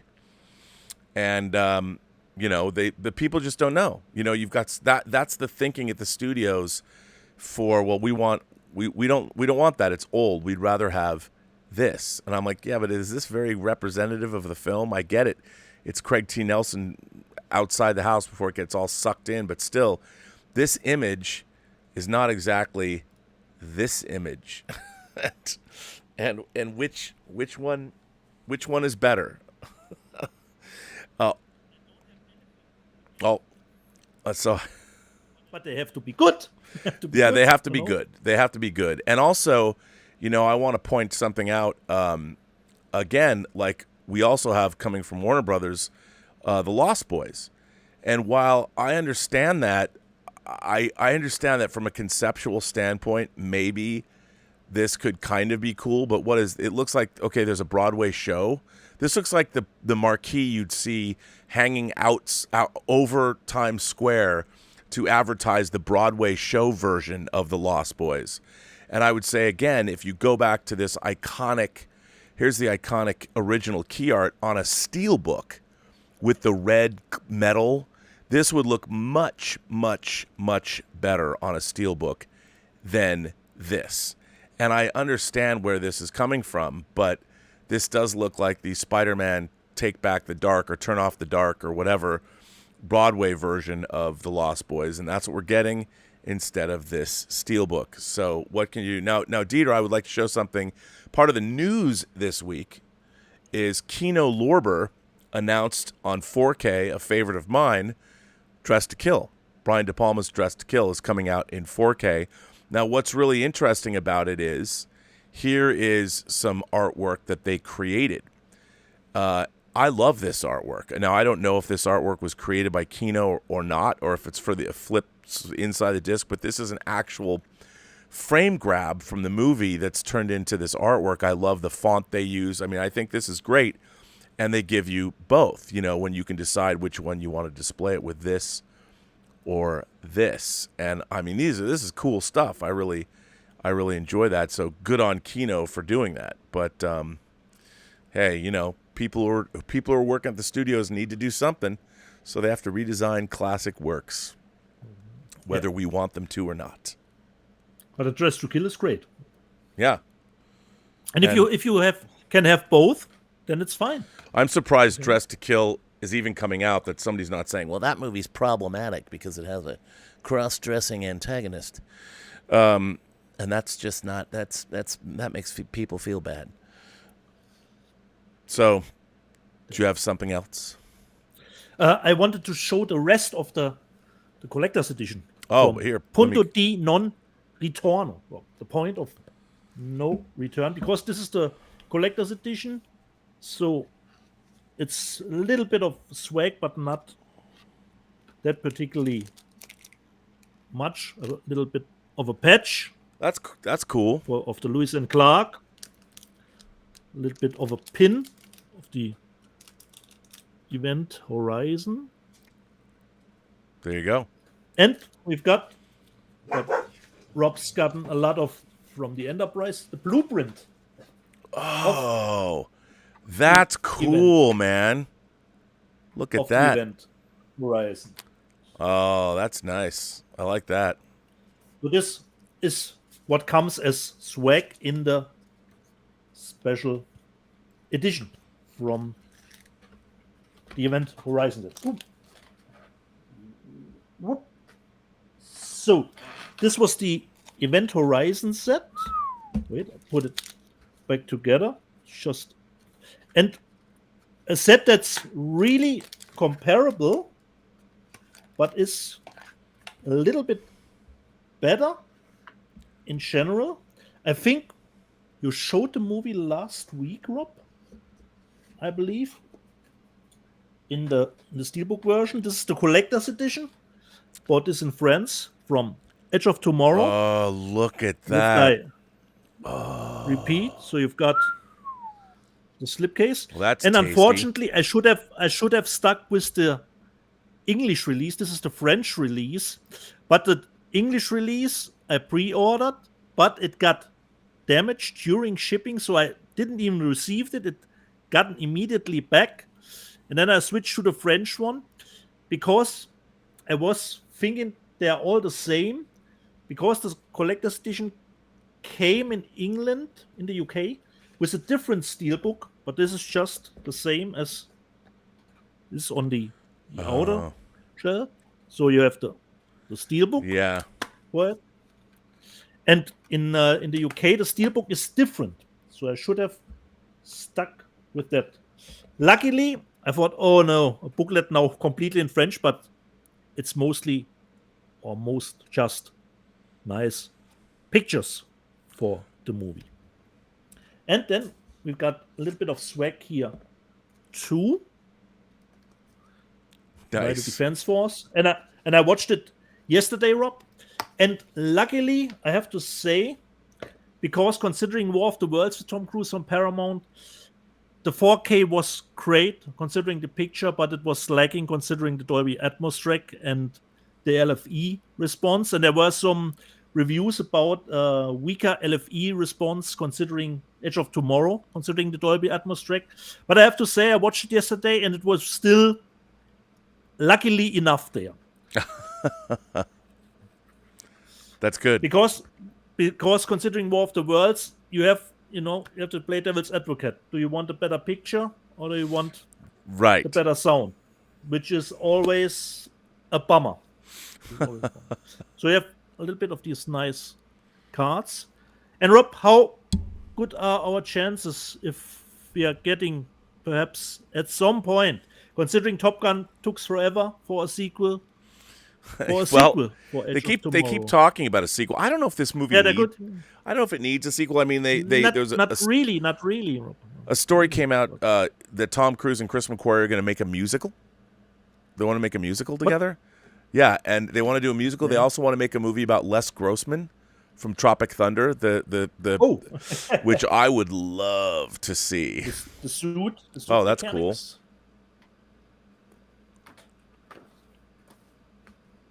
That's really cool. And a nice victory poster from Emily Blunt. Oh, yeah, there we go. And here, a victory in Verdun. So this was a little bit of swag that came with the collector's edition for nice. Tomorrow. Back to Europe, if you have titles left. I do. I've got one title left, my special edition of the week. This is pretty cool. This came from the UK. Very famous British film starring Michael Caine. Classic British gangster cinema. The 4K of Get Carter. This is a great set from BFI.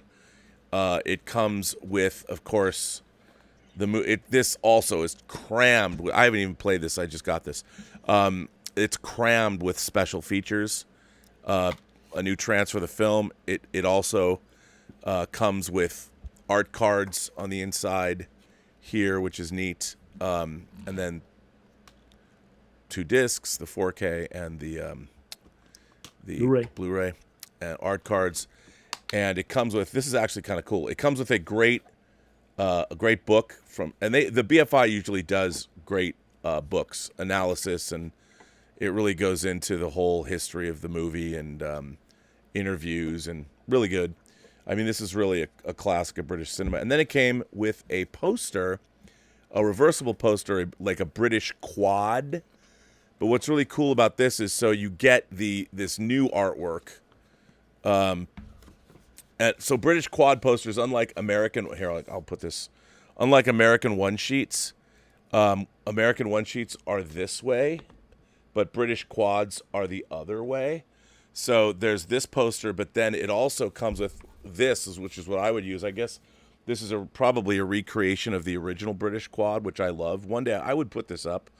One day I'm gonna do a whole bathroom in all of the posters that come with these discs, because I feel some of them are really cool. But if you love Get Carter, to have a seminal British crime thriller with Michael Caine like this in 4K, beautiful set. Thank you, BFI. And like the Studio Canal discs, whenever something like this comes out, it's worth getting. So it's a great disc, and it's got great picture quality. So definitely worth getting if you like this kind of thing, and I do. Awesome. Should I read another letter? Read another letter, buddy. We have more letters than usual this week. This comes from Marcus Bisa, and he says on the subject, Indonesia block access to Steam and other internet services. Dear Rob, dear Mr. Bastian, and fellow Post-Geek Singularity members, As of Saturday, July the 3rd, 2022, my country government has started blocking access to Steam, Epic Games, PayPal, and other internet services that fail to register into their electronic services operator registry before 29 July 2022. It's basically a regulation dispute that would eventually be resolved in an unknown time period. As for now, I can't access my Steam, which means I can't access all the games that I already purchased and owned. That include all of the offline single-player game that I owned on Steam, which does not need internet to play, but I can't access without login to Steam. This absolute infuriates me and makes me wonder what ownership really means in digital world. Most digital movies that you purchase from apps such as Amazon, Vudu, Google Movie requires you to log in to their sites or apps. At any given time, those sites and apps could be unavailable to be accessed by customer for various reasons. I think regulation dispute is the biggest threat to digital media contents. Any government could shut down any internet services for various reasons. Remember when Trump nearly banned TikTok in USA? I hope the situation is being solved as fast as possible. Unfortunately, I am a movie physical media and not a game physical media collector. I really wish I am now. Thank you, and long live physical media. I don't know exactly, Marcus Pisa, even if you have the disc for a game, sometimes it can have it needs the internet connection as well, but Yeah. I'm not completely sure about it. So I don't know if you would have a game on physical media, it would help, or if you could play it. You could play it back in the day, but now I think you would need even then an internet connection. So this is really a crazy situation, Rob, considering the digital stuff. No, it is, and I think we're going to see more of it. I mean, right now they're talking about regulations and contracts and all that, but just wait. One day it's going to be someone's not going to like the content. I mean, it's the same way that you've got like here in America, in terms of voting rights, how the Republicans mostly are trying to gerrymander and make it more difficult to vote in this country as a way to grab power. And it's only a matter of time before books. I mean, already libraries are under siege in this country, on ideological grounds, and it's only a matter of time. I mean, we live in this crazy world where people think it's suddenly okay to silence art and video games and movies and books, and whenever you buy something digitally and it can only work digitally, be careful. And always be aware that one day somebody might take it away from you. Yeah. In the live chat, they mentioned perhaps a VPN could help you. Yes, Marcus. a VPN. Perhaps a VPN connection could help you out there. Another letter, really short one, from our friend Vincent from France. And he writes about physical retailers. Hi, Rob, and guten Tag, Dieter. Can you be my guide and enlighten me as to physical retailers in the US and Germany? After all, we can talk about physical media as well as physical shops. Are there still retailers specialized in Blu-rays and 4K? Where can you find a good choice of discs? Can you buy boutique labels in brick and mortars? In the US, are the Warner Archive Blu-rays still being sold in shops? Thank you for the show. So, Vincent, I believe you mean something like Best Buy. So, really, shops, not online shops, I think he means. Yeah, like where do you, I mean, look, I almost buy my discs exclusively online now. Yeah. Every time you go into a Best Buy, there's less and less shelf space, Walmarts, Targets. Yeah.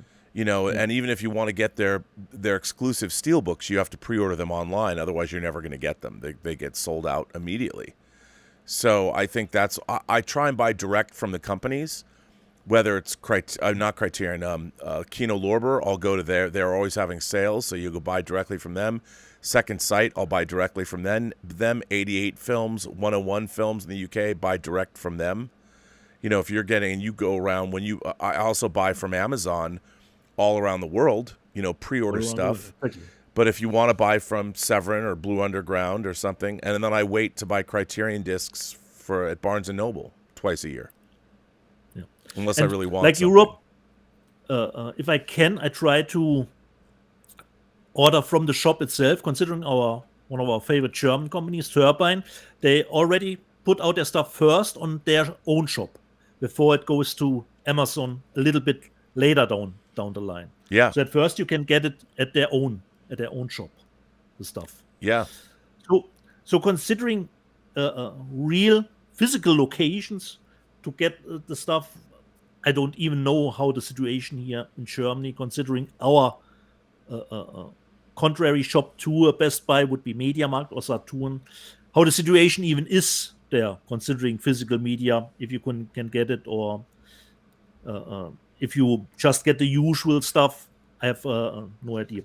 But considering online, there's almost everywhere in the world you can luckily order, and this connection actually was part that happened through COVID, because Rob couldn't order anymore and I couldn't order anymore, you know. Yeah, that's why I contacted a dire situation. It was a dire situation. It was, and I needed COVID, that. Yeah. And that, by the way, because that 4K nobody could order from somewhere. No, you got it for me. Because there was no shipping anymore. Yeah. And it was almost we were thinking this is the end. This is the end. End of it all. Yeah, I mean, and I think you got me. Didn't you order me my Dawn of the Dead box? Did you get that for me? Yeah, exactly. Because they wouldn't Second Sight wouldn't ship, and that's still, to me, that's the greatest physical media set of all time. It's that Dawn of the Dead set from Second Sight. the best piece of physical media that I own. Which I love it. Terrier writes in and says that he loved the unbearable weight of massive talent, albeit the concept of an actor playing his own fame and shame was better done in a movie I once saw with William Shatner in it. Oh, what movie might that be? Thanks, Terrier. Your check is in the mail. I appreciate that. Terrier, you damn shill. Yeah, I mean, you know, Danzig 1979 in the chat talks about HMV in the UK as the last refuge of physical media. Yeah. I have to say this. The lovely Emma Bannon is always making sure, she's always sending me updates as to various things that are coming out through HMV, and has acquired them for me and sent them to me, which I very much appreciate. That's why I call her the lovely Emma Bannon, not just because she's lovely, but because she sends me things too, which makes her doubly lovely. But she's always keeping me abreast, and yeah, HMV has been doing some really cool special features and big box sets and things, and you know, Zavi too, and Masters of Cult, and Zavi has a lot of really interesting steel books and exclusives and things like that. I'm still waiting on my Doctor Strange exclusive steelbook, which I don't have yet, but I'm sure they'll send it to me when they have it. So there you go. And then all around the world, you know, every country, like you're always buying, you're always finding stuff in France. Yeah, I'm still, one of my grail titles is that To Live and Die in LA, the French special edition with that huge book, and I ordered it from Amazon France. They had it, then they sent me a letter. No, we really didn't have it. No. And I'm like, God damn. So, need to get that. And considering, I don't remember if it was David C., considering the letter, what we should get or not. This week, finally released on Peacock, so I got ahead and saw The Black Phone. Oh, and what'd you think? I liked it, Rob, but I was expecting a little bit more. It's not a new Sinister, okay? And considering buying habits, I watched the movie, and now I say, okay, I canceled the American version, and I will go with the cheaper German one because I have seen the movie now and I want to have the movie on Blu-ray, but I don't need the movie immediately anymore. So it's always great if a movie comes out on streaming, you can check it out and then decide, okay, which version you will get, because the German one comes a little bit later, but it will be, of course, cheaper because I don't have to pay shipping or custom. And unfortunately, we don't get a 4K release of the title. So I thought it was good, but the hype was a little bit bigger, so I was expecting a little bit some kind of a bigger twist or something. Of course, Jeremy Davis plays the wackadoodle dad again, you know. It was a little bit of a too typecasting for me. So it was good, but it wasn't reaching the heights that I was hoping, considering the black phone. But another movie that I watched on streaming, and after I saw it on streaming, I said, damn, I liked it. I have to buy it. And I got it this week, Rob. Sonic 2, the 4K Steelbook. And it comes with a nice slipcase on the outside. Look at the back, Rob. You know, shiny, Rob. It's shiny. The only thing that it always pisses me off, you know, the pirated discs that Paramount puts in these things, you know. Yeah. Without any picture on it, you know. But now, Rob, I'm missing part 1, so I would. Now you got to go find that special edition. Yeah. And that, Rob, that Steelbook is not available at the normal online shops anymore, you know. Now, at the second market, you have to pay big bucks if you want a Steelbook from the first one. Yep. You know? Sonic 2, I was surprised how much I enjoyed it. I watched it and I said, okay, I have to buy that movie. And the next sequel will come out to December 2023, I believe. Next December. Yep. It's been announced. Okay. So I got Sonic 2, and I quite enjoyed the movie, but like the Black Phone, I wasn't over the moon with the movie. But considering the media book, I already have the movie. The Rob has shown it too. But the media book, I totally love from the design here, and I had to get it. The German version of Everything, Everywhere. Yeah, I love that. Look at that. At once. That's nice. In the back. So it's really like the movie, all over the place. You've got the media book part here. But I have to check the movie again to see how a second viewing will hold up. So this is a German media book for Everything, Everywhere, All at Once. Nice. And after I decided before the show to watch White Elephant, which was the wrong choice, I probably should have stuck in, as always before our show, watch Korean stuff. I bought the German media book of the Korean thriller, The Phone. I have no idea what it's about, Rob, but you know, the Koreans seldomly disappoint us. Hey man, if it's got beautiful Korean women and dudes with guns and linen suits, I'm in. Yeah. It says here on the outlay, number 1 box office in Korea was the movie. So, The Phone. It sounds like a German title, though. The Phone. The Phone, yeah. But I decided to watch White Elephant instead. No, wrong choice. Okay. And the last one, then I forgot something, Rob. I wanted actually to show the package in which it came. It survived the trip, but it came from Amazon, but it was just, Rob, a flimsy, not even a cardboard box that the set even survived. But I don't know where I have it lying around. Tiger Cage with Donnie Yen, 1, 2, 3 from 88 films. Wow. The package. Hope I can get it out. So you have 1, 2, 3. Comes as usual with a pretty thick booklet for those hopefully action classics. I don't know if every movie was directed by Yuan Wo Ping. Let's see if we have some, and we have even some reversible cover artwork. it seems, for every movie. Each 2. Wow. So, and the great thing, Rob, is, of course, if it's rated, 18 for violence, strong violence, that's always a good thing. And inside, always like 88, we've got a poster in this one, which should be, I think, the outer shell of the box set here. Nice. All of the 3 movies. So this was my last purchase the week, and you can switch it to another cover if you want to do that too.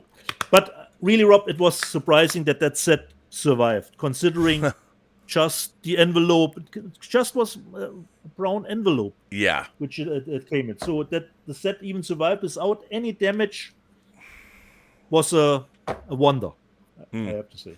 If I find the envelope, I will show it next week. Yeah, do. So Amazon, why would you even risk it that I will complain and you have to send it a new one, instead of doing it right? And that is a good reason, Rob, like you said, to order from Second Sight itself, because they always have the great package, considering the edition. It's always well Second Sight, packaged. Vinegar Syndrome. I mean, especially companies like Vinegar Syndrome and Second Sight, they spend so much time giving us great packaging. They don't want it to get hurt in transit, and they do a really good job packing their stuff. Exactly. So, Rob, I still have 3 letters to go. All right. Lay them on us. Okay. The next one comes from Jonathan Naimila. I hope I say that name correctly.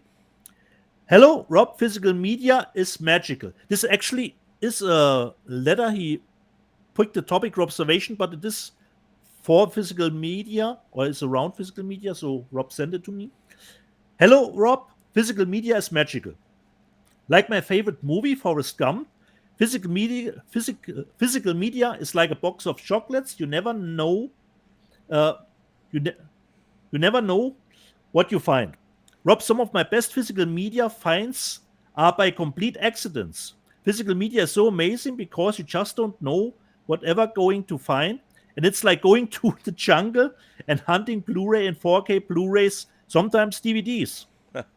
Rob, have you ever been to a place called FYE? I just went to it for the first time in a mall in Orlando, Florida, visiting there.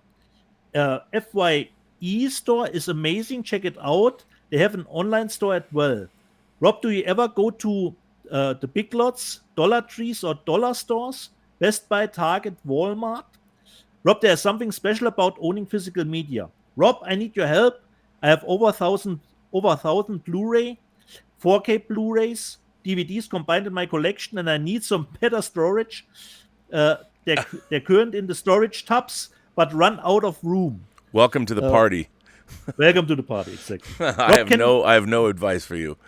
Rob, can you recommend me some good shelving? Can recommend me some good shelving? Okay. Good shelving. Shelving. Good shelving. Okay. Rob, I bought the 2022 Monster movie on Blu-ray. How do I send it to you? Rob, you are my hero. Rob, I think there will be a change one day. There will be more physical media owners because digital owners will want to have backups one day. Rob, I just watched the Harry Potter movies today on Blu-ray. Wow, Rob, they just don't make movies like that anymore. Rob, Harry Potter makes me feel in awe and wonder. Rob, why is Rear Dead movies makes us feel in awe and wonder present day? Rob, the man, the myth, the legend. Rob, I hope you have a better day. I am listening because everybody has a story. All I have to do is listen, and now I have said Rob way more than I wanted to. Well, Jonathan, thanks for writing in. I appreciate the support on this channel and of course on John Campion's channel. It's always good to hear from you. In terms of physical media, like I don't go into many of the big box retailer stores anymore. In the FYE, I don't think we have these in California. But I don't even go. Going into like Best Buy is depressing. They used to have lots of discs, and now they have maybe one shelf of discs or some new releases. It just bums me out. retail space is almost non-existent. And the only really way to get discs, I mean, we have a store here in LA called Amoeba. That's a gigantic used record store where you can go in there and you can see things and find odds and ends, and you can find used discs and maybe pick something up. Well, at Amoeba, it's not really cheaper, but you can find things. And I think now, the funny thing about it is, like, I used to love when I was growing up going to Tower Records and flipping through the import section for like 12 inches or vinyl that I didn't know existed. But nowadays, it's totally flipped. There's no stores to go to like that where you look online and you find where everything is and get it from all over the world, which is also kind of fun. I mean, it doesn't take as long, and I used to love meeting people in record stores and flipping through the stacks of records and all that. So you don't see much of that anymore, which is kind of a bummer. Like, I realized how much time in my youth I spent going to bookstores, looking for magazines, going to the record stores, going to collectible stores. I mean, I spent a lot of time doing that. I don't do that at all anymore. Like, there's a place in LA called Frank & Sons, which is almost like it's a swap meet, but it's in a building. And it's always kind of there, and I'll go there occasionally, but I almost go nowhere to buy my stuff anymore. I order it all online, and it just shows up at my door.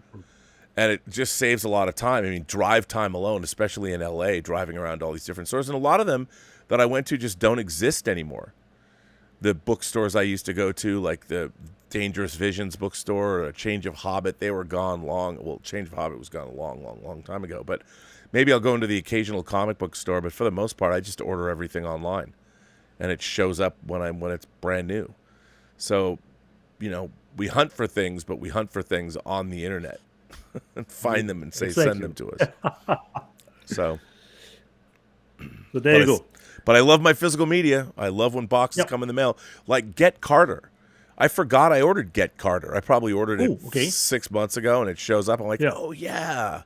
I ordered this. All right. I have it now. Yeah. All right. Okay. Cool. The next letter comes again from Vincent from France. We already got one of him. And he writes about the Poltergeist 4K. Hi, Rob. Guten Tag, Dieter. I have received news that the forthcoming Poltergeist 4K edition has been axed because of bad reception regarding the artwork.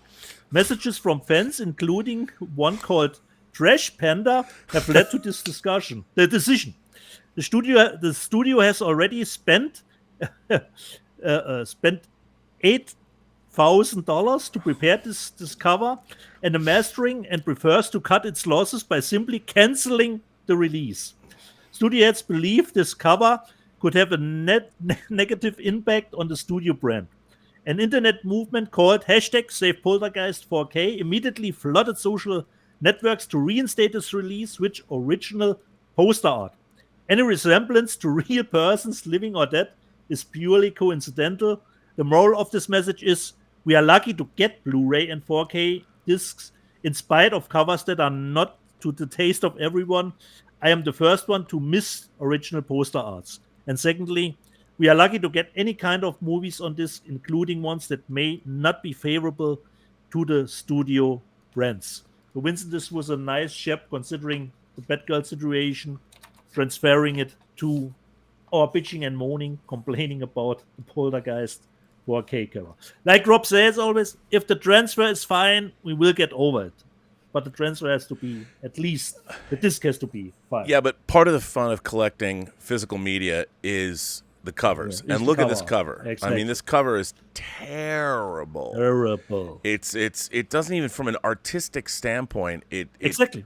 It's mush. There's nothing visual about it, and I want the classic cover. The there here, the key art, and a black metallic steelbook. That's what I want. That's what I deserve. That's what I demand. Like with this one, Rob. Can you imagine a green steelbook, perhaps? Oh, come on! On the outside, how great would that be? How great would that be? Exactly. Be great. And I've got one last letter from our friend David Kogel, who doesn't go through the normal channels. This guy His audacity is unbelievable, Rob. He comes to me directly. Hi, Dieter. Here's my letter for your next Let's Get Physical Media. Hello, Rob and Dieter. You guys continue to be an inspiration with your enthusiasm, wit, and humor. Rob, this letter relates to a form of physical media that does not play movies, but is still legitimate fodder for your show. Bear with me. It will all make sense. I heard your guest appearance on the Inglorious Trackparts episode, Desert Island Treks, and was very happy to hear you and your friends choose several books to take on your imaginary exile. Books are my favorite form of physical media, and I also own several of the Trek volumes mentioned on that podcast. It is nice to know that there are other book lovers out there in addition to myself and Samuel L.T. Cogley, attorney at law. Kudos to you and the host, sir. Also, Rob, I miss the old days with your constant presence on your channel. I don't watch Sean Cambier as I'm not interested in superhero movies or the bulk of topics under discussion over there. But if that is a fun and worthwhile gig for you, then congratulations. I yearn to hear regular, insightful observation on the creative process and other matters. But perhaps that era was partially the product of the COVID lockdown. Plus, the audience should never dictate content to the creator. At least we have Let's Get Physical Media, and I look forward to the next episode for the Bender, Dieter's backgrounds, and seeing what shirts are worn by you gentlemen. Live long, and Robcast, David Kogel. So a little bit criticism here, Rob, considering when is at least Elizabeth coming back. Well, I'm a fan of David. Obviously, he did this great drawing of Lieutenant Gay Ellis from UFO for me that I have sitting here on my desk. Well, Elizabeth is coming back, I think, this week. I mean, we keep pushing it, but you can't see. But, Elizabeth and I, she never had her own microphone. But look at this.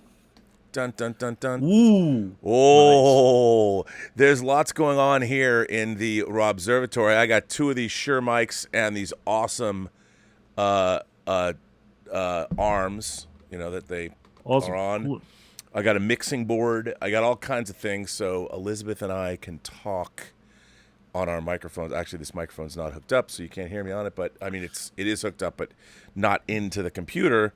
And even though I love my Frederick Douglass Yeti mic, this mic is going away. And I'll have the Shure mic, the Joe Rogan mics. And I have 2 of them, and one is over here and one is over here. So you will see Let's Get Physical Media. Our first movie for Let's Get Physical Media is going to be Everything Everywhere All at Once. Good choice. And that'll probably be sometime this week. And, I'm trying to do more observations and more streams. It's just been hard, but now it's kind of settling down. And I'm getting a new air conditioner in here. My air conditioner, the portable one, it's just on its last legs. And where I'm at now, the heat is incredible. And it should be here, the new air conditioner, which is stronger than this. I mean, I've had this air conditioner for 4 years, and it's served me well, but it's dead. It's dying. It doesn't work. It doesn't work. So nothing lasts forever, Rob. Nothing lasts forever. That was the book that Roderick Thorpe wrote that Die Hard was based on. You want to hear some anything news? Left on your Inglorious Trackparts? And the books you chose? No, I mean, it was. I'm glad. First of all, David, thanks for. We had fun doing that in Glorious Trek Sports podcast. I mean, what I did say about the funny thing about Star Trek novels, there was all this. When I was reading Star Trek novels in the 70s, when I was a little kid, because that was the only new Star Trek that there was. In my mind, I never thought of it as not being quote unquote real Star Trek, because Paramount apparently allowed them to be written and allowed them to be released. So even the terrible ones like Kathleen Sky's book Vulcan, no disrespect, Kathleen, but come on, giant ants and Spock having a hot chick on the cover. But I loved Star Trek novels. And then in the wake of Star Trek the Motion Picture coming out in 1979, Pocket Books began their long-running, even to this, well, it's not Pocket Books anymore, but even to this day, they're still publishing Star Trek novels 42 years later. And a lot of them were excellent. And Shatner wrote his own books with the Reeve Stevens. He wrote 10 Star Trek novels. And he would come up with the ideas, and the Reeve Stevens would write the books and consult with him. And there's a lot of great stuff. A lot of great stuff there, and there was a lot of great Star Trek. And I would say there was a lot more great Star Trek in the novels than we've been getting in modern Star Trek. And as I said, like Terry Matalas, as the sole showrunner for Picard Season 3, has crafted a 10-episode season of Star Trek that feels like a modern Trek novel. It's very densely packed. It's very much a Star Trek adventure story, and it's really, really cool. So, yeah, I'm glad that because to me, some of my favorite Star Trek is novels, but a lot of people just dismiss them whole out of hand. But they're good. I like them. Okay, awesome. So there is news. We haven't really gone through the news. Okay. Some quick titles. Big news. Okay. Obviously, I showed Dressed to Kill. Also from 88 Films is Super Cop. Police Story 3 Super Cop. I love. This is one of my favorite. Michelle Yeoh and Jackie Chan. This is one of my favorite Jackie Chan movies. The first movie he voiced himself. This was the first movie he did voice himself. Yes, and it's great. And this film, this looks like a great set from 88 Films. I mean, they do such a good job, and that's pretty exciting. I already showed that Dressed to Kill is coming out. Lionsgate announced that they are putting out and this is exciting because I love this movie, a 4K version of Quentin Tarantino's Reservoir Dogs. So a perennial mainstay when it comes to home video. I've bought this on Laserdisc. I've bought this on DVD. I've bought this on Blu-ray, but we're going to get a 4K version of it, so why not? Very exciting. Now, nobody will care about this, I think, except me, but my boy, Michelangelo Antonioni, who I love very much. This is late Antonioni. This is from the 80s, early 80s. Identification of a Woman, a 2K restoration of this coming from Cult Films. Yay, Cult Films. Any new Antonioni I can get. I don't have this movie, so I want it. That's very exciting. A classic Burt Lancaster, Katharine Hepburn movies coming out. The Rainmaker from the 50s, I believe. But this is a 6K remaster. They remastered it in 6K. I know, it's a 6K remaster, which is, that's kind of exciting. I'm excited about that. But I think the biggest release news of the week, and for me, is this. It's the Columbia 4K Volume 3, Columbia Classics Volume 3, 4K Blu-ray set. Now, this is not exactly as exciting. Yeah, I talked about it last week, but so what this has on it, again, everything is in 4K UHD Dolby Vision. It has the classics. It Happened One Night with Clark Gable and Claudette Colbert. Now, they actually are doing some really interesting things with this. They're putting on other movies. So part of the special features for It Happened One Night is you can't run away from it. The movie, you can't run away from it, which was a 1956 remake of It Happened One Night, starring June Allison and Jack Lemmon, newly remastered in HD. So that's part of the special features for It Happened One Night. From Here to Eternity, which is a great classic film. I love From Here to Eternity, but again, it's one of the career-defining awards for Frank Sinatra, and Donna Reed is a not so wholesome club hostess. But what's cool is they're also including the From Here to Eternity 1980 TV pilot, which I can't believe.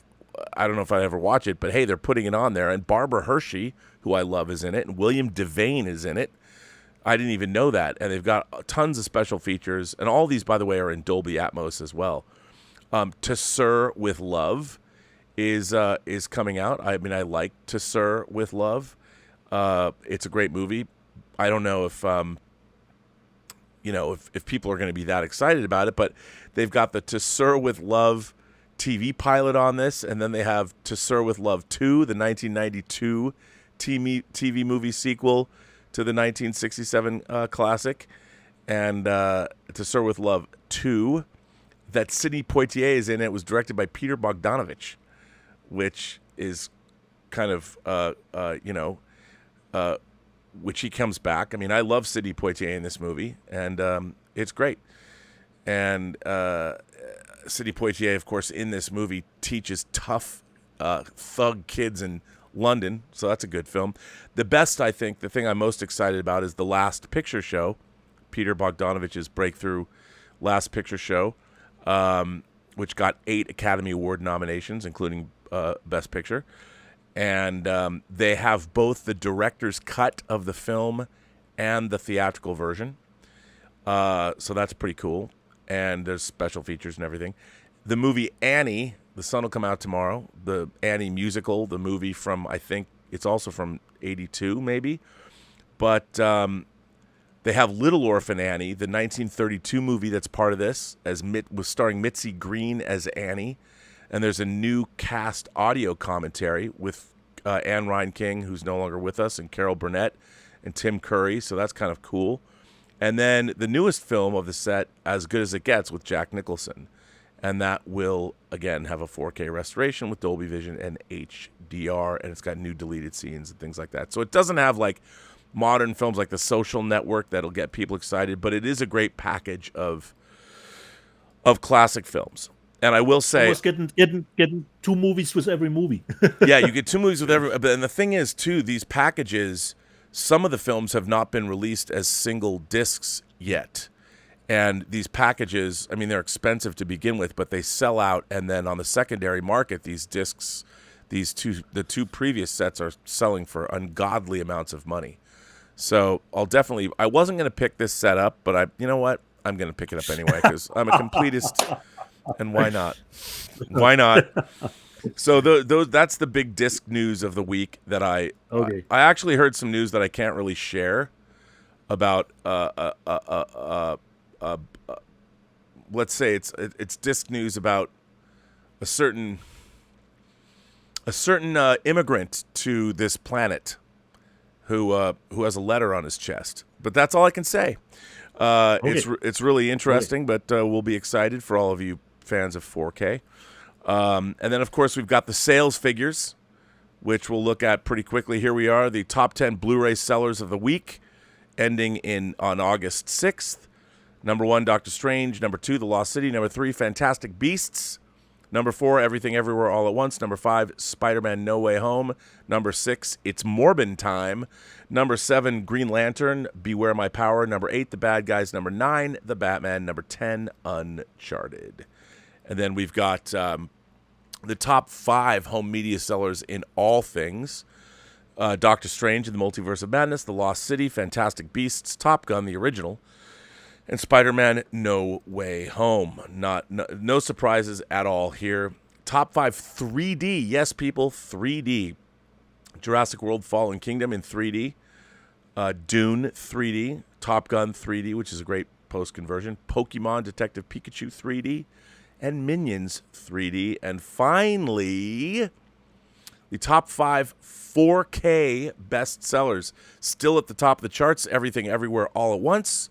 The Batman 4K, Doctor Strange in the Multiverse of Madness 4K, The Unbearable Weight of Massive Talent 4K, and Dune 4K. Now look at this. Look at this list. I mean, what I love about this is that 4K, if you look at this, the percentage of 4K, so 32% of every format was 4K. That's good. That's showing that 4K is still very healthy. And if you look at these percentages, they're pretty large, and the people that are buying physical media mostly have all moved to 4K, which, well, I shouldn't say they should. That's not right.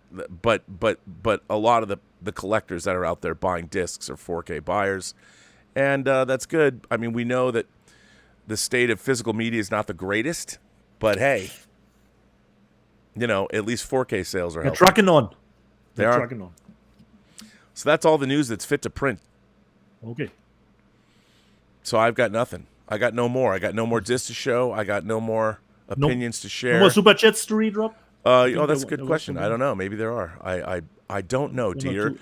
Yeah, Mikey Lito says, Mikey Lito asks a very interesting question. Yeah. Mikey asks, will Warner Archive survive the axe of Zaslav? I have heard, so Warner Brothers was bought by AT&T, and that did not last very long. And as we all know, one of the friends of the channel, one of our good friends, George Feltenstein, when he is probably the single most knowledgeable executive in Hollywood about movies and where transfers are and what exists and where are they. He's worked for MGM. He's worked all over the place. He's worked for well, now he's at Warner Brothers, and they let him go during the AT&T merger, thinking they wouldn't necessarily need him. And of course, a studio, especially with streaming services, all they're doing is putting out their back catalog and new catalog titles or new product on streaming, and people have to know where all these elements are. So I would say that in our world of streaming, someone like a George Feltenstein is one of the most valuable people to have, because his enthusiasm is unparalleled, but his institutional knowledge of where the studio's assets are. I mean, a studio is really only as good as its negatives and all of its elements, and there's probably nobody in Hollywood more important working today than someone like George Feltenstein. So, luckily they brought him back. They brought him back to Warner Brothers because they realized, my God, we need him, because he knows where everything is. He knows where all the bodies are buried. And but now, once again, Warner Brothers was sold again. And now David Zaslav, as we keep reporting on the John Campea show, they got rid of the Batgirl movie. Yeah. So, in various cost-cutting measures. So it was a swift move. Mikey asks, will Warner Archive survive the axe of Zaslav? Well, so Warner Archive is the physical media department of Warner Brothers that puts out a lot of their classic movies and new movies.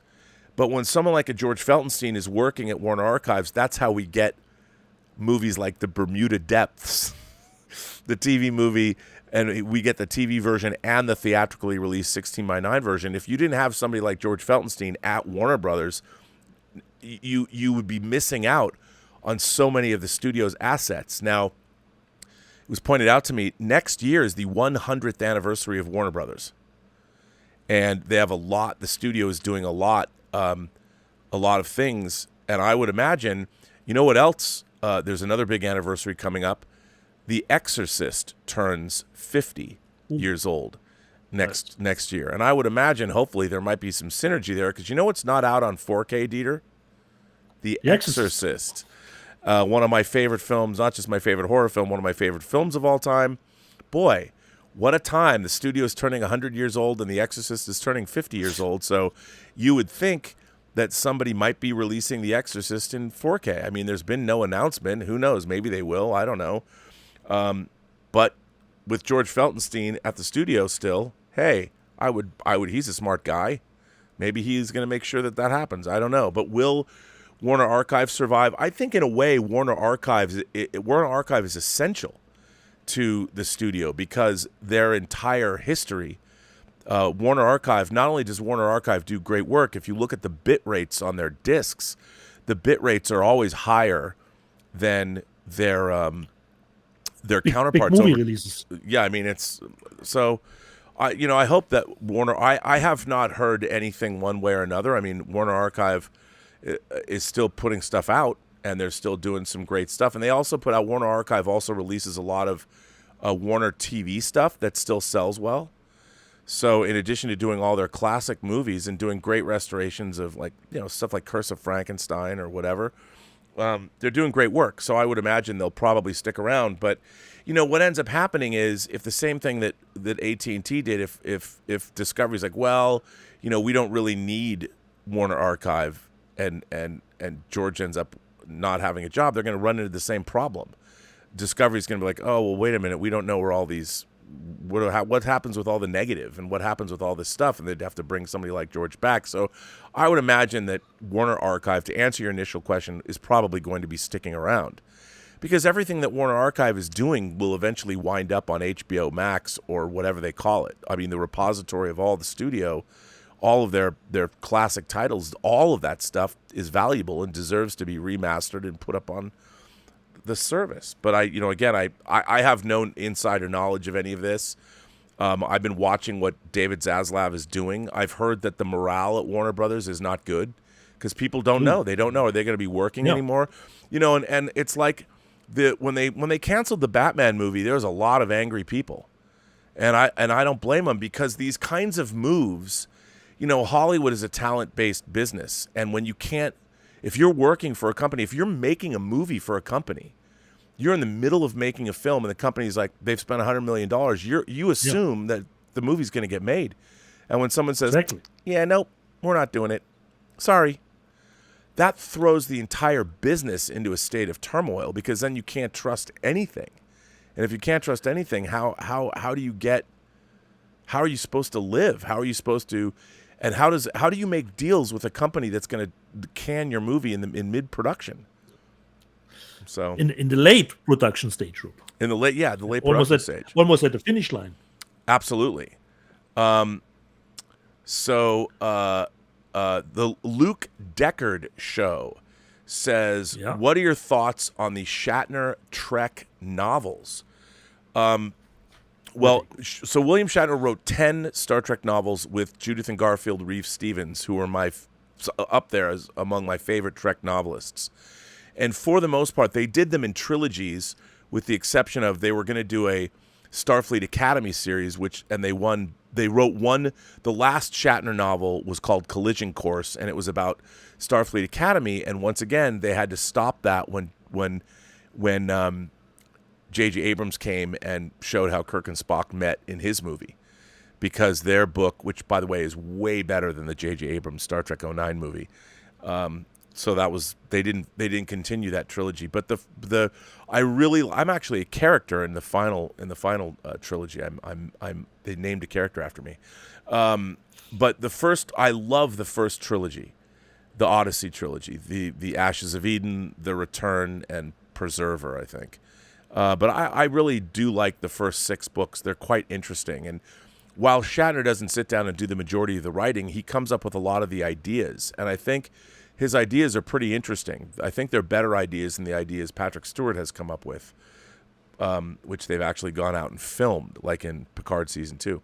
But I really think they're good. I really enjoy them all. Yeah. I would recommend them.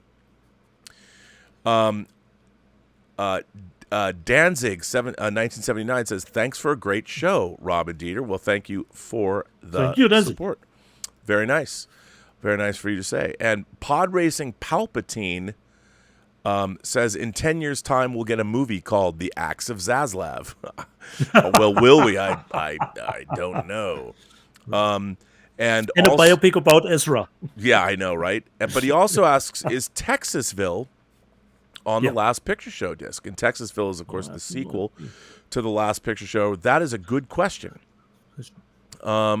Considering the other movies they put on, it is not.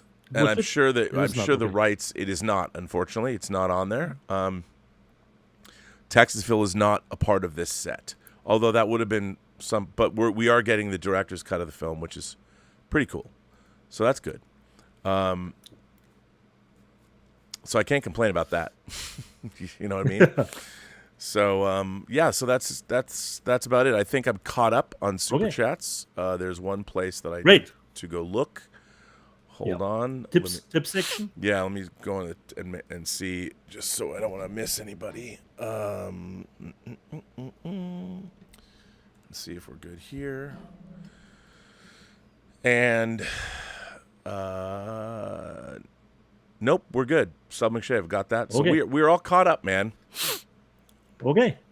So I think we take the show home. We take the show home. All right. So, from my perspective, jede Person, die du triffst, hat eine Geschichte zu erzählen. Alles, was du tun musst, ist zuhören. Every single person you meet has a story to tell that you have yet to hear, and all you have to do is listen. I want to thank the moderating staff on the channel. Tom Jr. Jackson is here. Thank you so much. Lord Toth is here. I don't know. I think that does it for you guys. I don't know. Justin Tone? Darren Seeley is Justin Tone. I don't know if Justin. I didn't see Justin. He might be here. I'll thank him anyway. Thanks, Justin, because you deserve to be thanked just because you're awesome.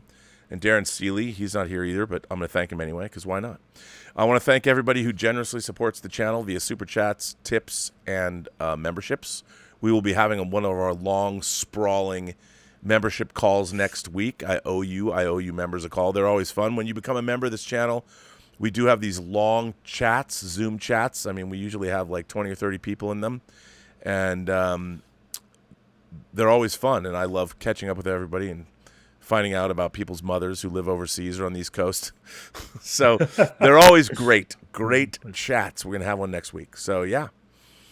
And I guess on that note, Let's Get Physical Media episode 76 comes to an end. Yeah. I'm looking forward to Better Call Saul, of course, will come to an end. Can you believe it? Thursday. One more episode, right? Unbelievable. And for all mankind. Considering Better Call Saul, I will, of course, buy it on Blu-ray. I can't wait to get the set because I'm gonna binge it like I did with Breaking Bad. I'm hoping the set comes out before Christmas. Yeah. And for all mankind, perhaps if the show wraps up at some point, we will get a great box set of that show too. Yeah, well, we are getting season 4 at least. And Ron Morris says they have a 10-year. It's going to be interesting to see where it goes. Like I don't know where it's going to go. I can't wait. And it's our cast is aging out. Yeah, and we'll see where. I don't know how long Ed Baldwin is. We know from the finale that this season took place in 1995. Next season looks to take place in 2003. Once again, free Margot. And R.I.P. Karen Baldwin. You were a hottie even as you got older. Sorry, you're dead. And Molly Cobb. It's no longer the Johnson Space Center. It's now the Molly Cobb Space Center. So the Cobb Space Center, which I think is great. It's too bad that she had to die for it to be named after her, but okay. What can you do? But on that note, She-Hulk does drop this week. That's exciting. Exactly. She-Hulk comes out. We've got House of the Dragon comes out in another week. Lord of the Rings is coming. A lot of stuff. The Andor series, Cobra Kai. Yeah, a lot of good stuff coming out. A lot of good stuff. And on that note, I guess we're done. We will see you on the next episode. Next week. Yes, sir.